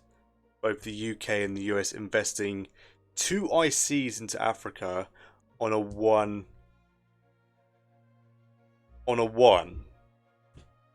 income point.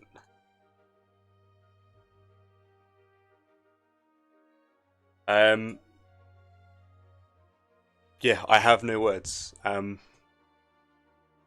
thought this guy was playing very well in the beginning of the game, and it's just dropped. No offense, of course, but this is some of the worst decision making I've seen, worst investments I've seen. If he put it in Norway, I'd have been like, okay, it's a bit late, but it's still okay, right? I don't know. Maybe it's not a bad decision because, well, there's no presence of Axis really that's going to threaten these for a while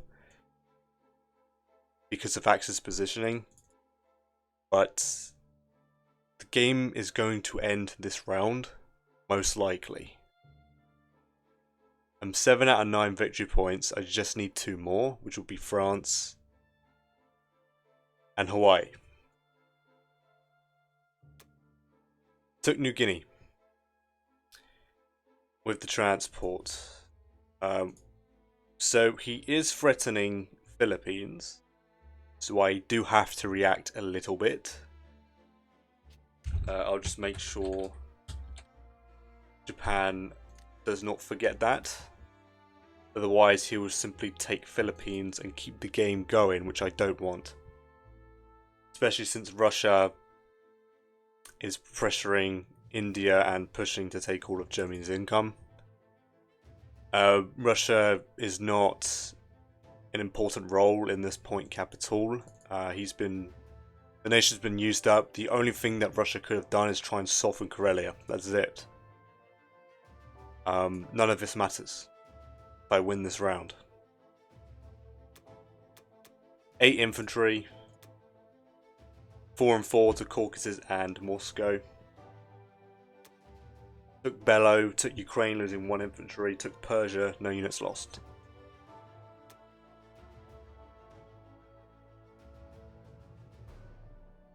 I mean, this is a significant threat. He's going to throw 4 infantry a turn to India. Eventually I'll be able to deal with it. Because it just slows Japan down, right? But it doesn't matter. because I'm pretty sure Germany can confidently stack all the victory points. There is no threat on Italy, last time I checked.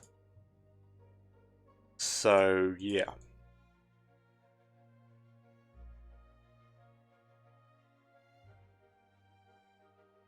Now, yeah, only the UK can attack Karelia. I'm going to take out the Finland American tank, so America does not have a single chance to take Karelia. I'm going to be buying 10 infantry, 1 artillery. Preparing 1 onto Germany.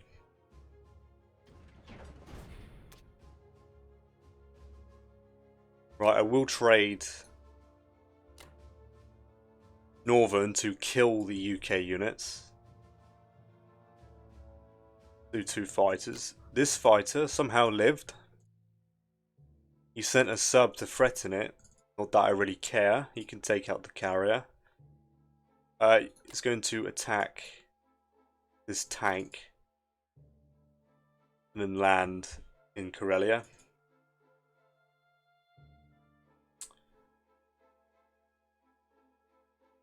And then I think 6 artillery, 9 infantry. I think I count. It doesn't really matter. I think I've got plenty of units. And a tank, and then 1, 2, 3, 4. So I do want at least 2 fighters. Germany.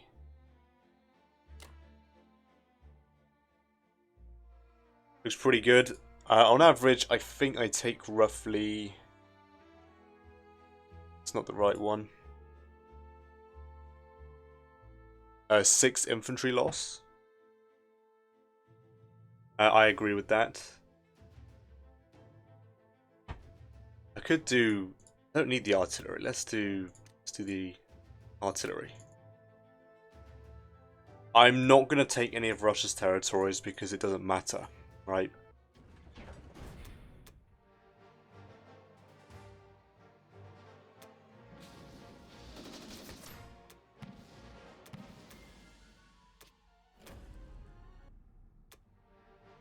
Right, I just want to kill this pesky tank.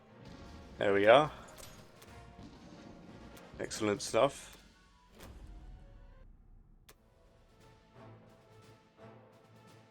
Yeah, I'm pretty sure there's nothing the Allies can do after this. Well, it does depend on how much damage I take here. Okay, that was lucky. That was super lucky. Got an above average result there. Yeah, I was expecting like 3 hits. I was expecting a below average result because my first round was poor, but it worked out in the end.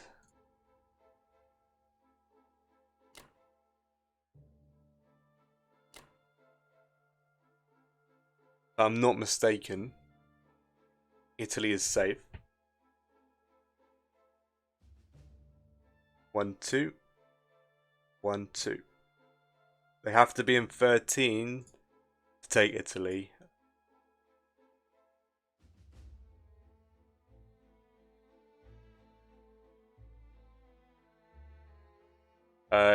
Yeah, technically, if he somehow takes Italy, even though it's not a valid move for him, Japan actually has an artillery and 3 fighters on Italy to take it back, right? So the game is still on for the point cap. Right, these will be my moves.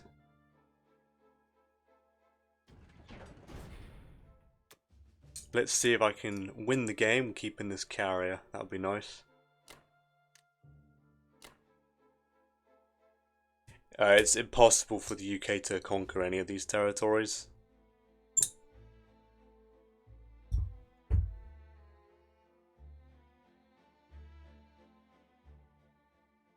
Yeah, he has 3 infantry, 3 tanks, cruiser from France, and then 2 infantry, 2 artilleries on both Germany and Karelia. It's just not an option for him. I sent a couple units to Italy just in case there's some weird thing I'm not seeing here and I'm blind.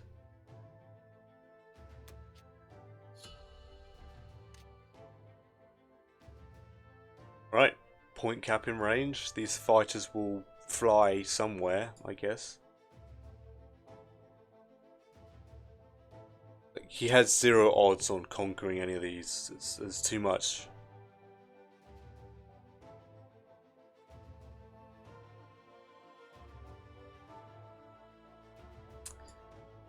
So yeah, as long as Japan kills this transport,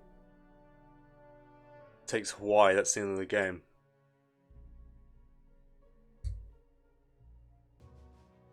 Alright, well, it's the end of Germany round 9. We'll be back for Japan round 9. Alright. Japan round 9. 1 tank, 1 infantry, 2 artilleries, and 1 industry.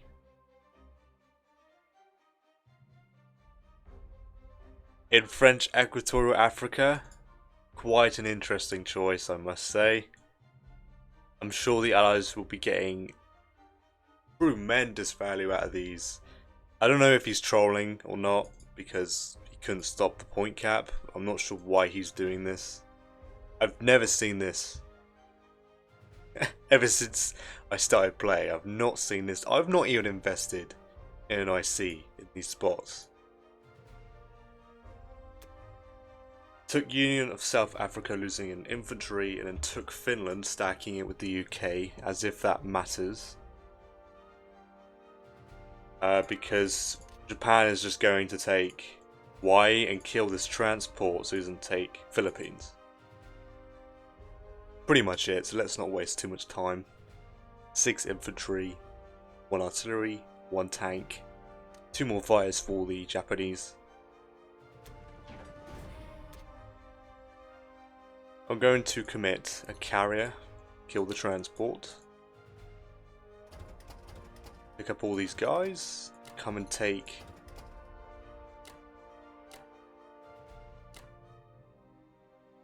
Hawaii. Besides that, I do think that's everything.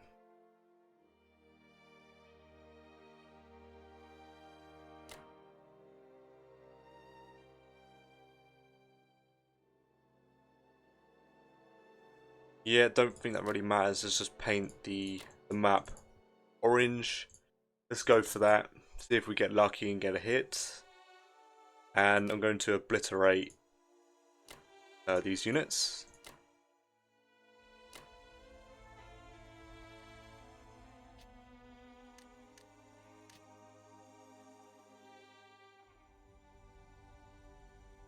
Yep, so that should die.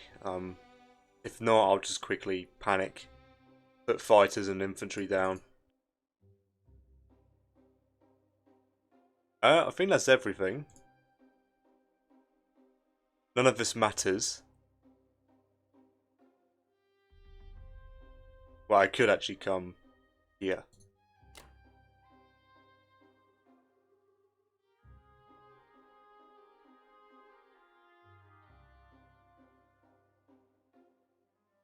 Alright, let's not waste too much time.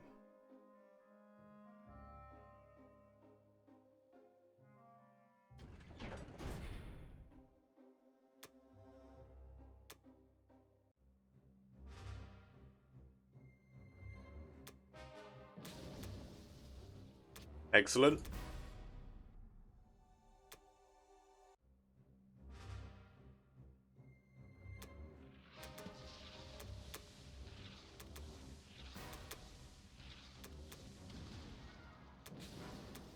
And there you have it.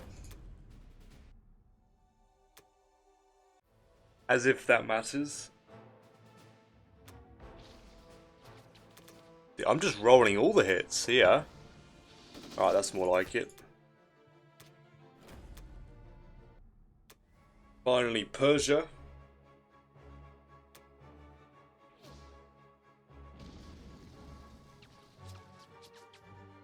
Yep, seems about right.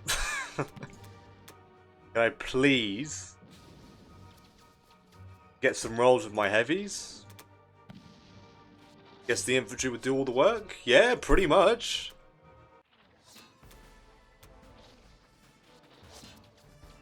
But that is 4 rounds in a row of misses from my heavies.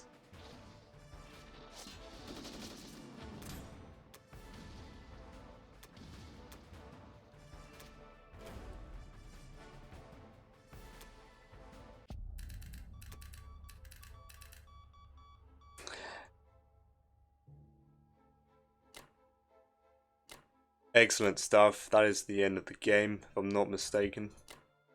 Alright, let's not waste too much time. So let's see, what can the US do on their turn? The US can't do anything in Europe. UK did not hit any of these targets, even if the US could get involved. I don't think they'd be able to wipe it out. Over here, there are no transports to come and take Hawaii back, or Philippines, or Kangsu. So I am pretty happy with that. Yeah. GG.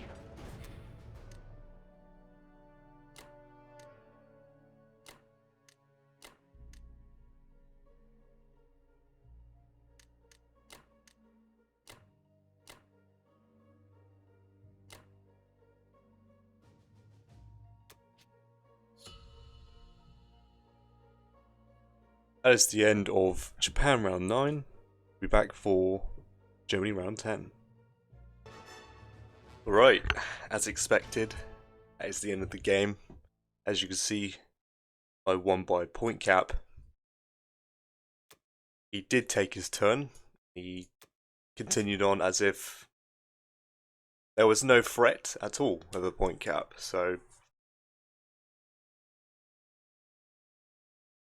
surprised he didn't buy another industry for Brazil or something like that, right? I am interested in this guy's rank. Yeah, I don't know. I mean, I don't know. I'll do a quick overview. Because I tend to get on a tangent and speak for another 10 minutes, so I'm going to try and shorten that down a bit. So initially with this game, I was not really confident in my ability to win, because my Axis, the first 3 rounds, were really rough. He really pulled off some amazing results in some of his attacks, which were very ballsy, I would say.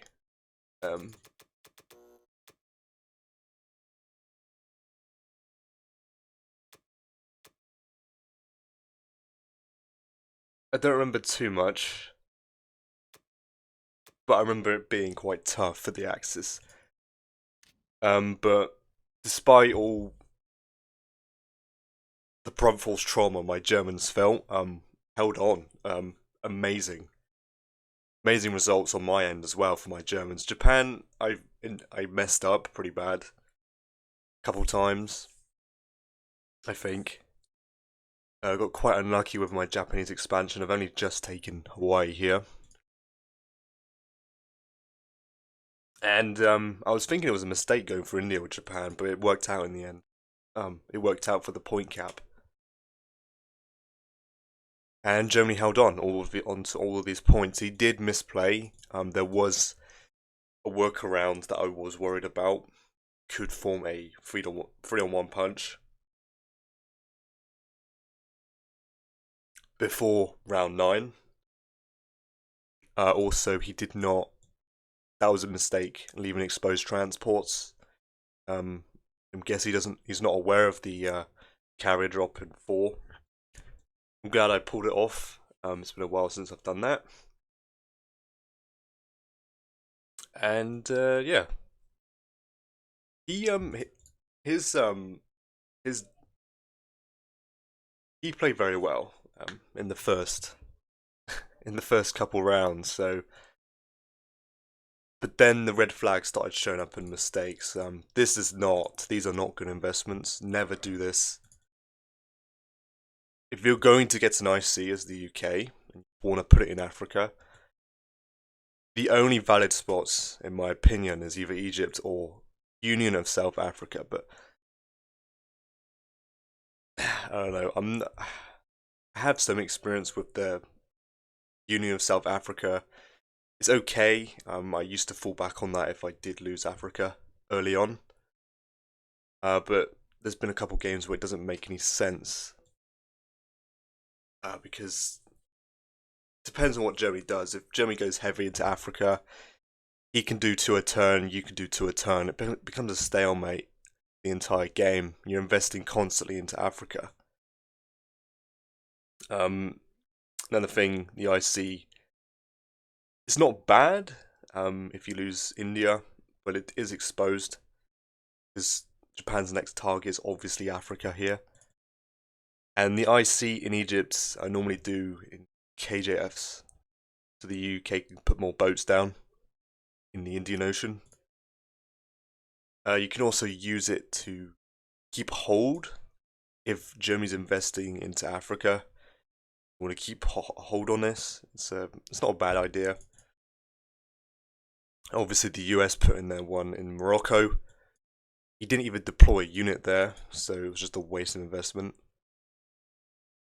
The only ICs that America should be investing is Norway, France, maybe Alaska. If you can get America to bellow, put one there, right? You can get to Manchuria, put one there. Kwangtung, put one there, right? Obviously the Money Islands and Philippines. Nowhere in Africa the Americans should put one down. It makes zero sense. It's a complete waste of their money.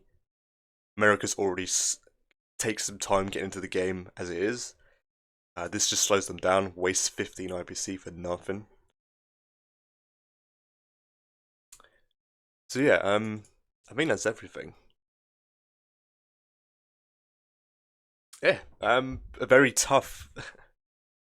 My Germans fought tooth and nail and came out on top. I'm very impressed with my German performance here.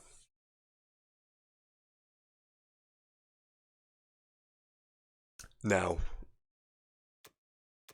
I'll quickly show this because this was a nice surprise when I logged in the other day. I'm actually platinum. I'm actually platinum for allies. It's just unfortunate that I didn't record. I recorded hardly any of my allies games that I was playing because I've changed up how I do things so I can get more games in. Yeah. In fact, I played 1, 2, 3, 4, 5, 6 allies games and won every single one.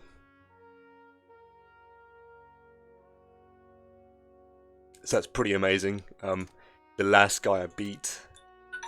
Oh, it's a timer.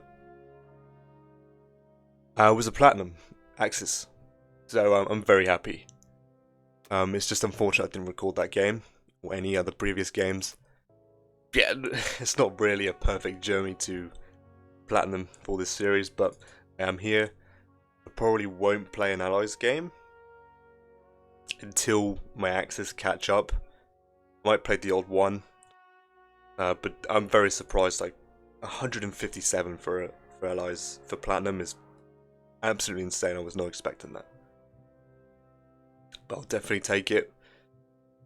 I was not happy with my percentage for allies, so I just banged out 5 to 6 games, won every single one. So I'm very happy with that. So yeah, most of the games now will probably be Axis. Hopefully I can make it to Platinum. And we'll end the series and I'll just play the game. Releasing good games, right? And this Allies game, I'm also winning. I'll quickly show it. It doesn't really matter.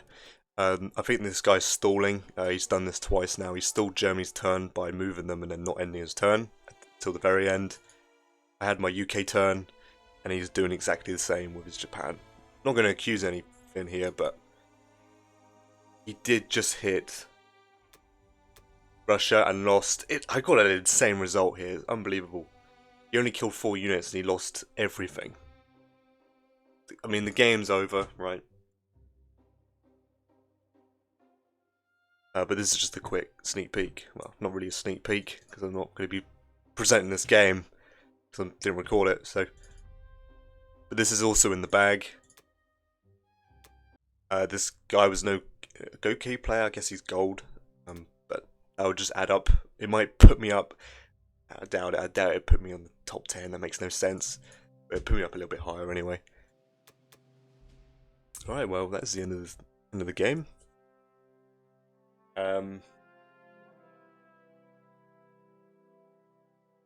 Yeah. Thank you so much for watching. Appreciate your time. I'll catch you in the next one.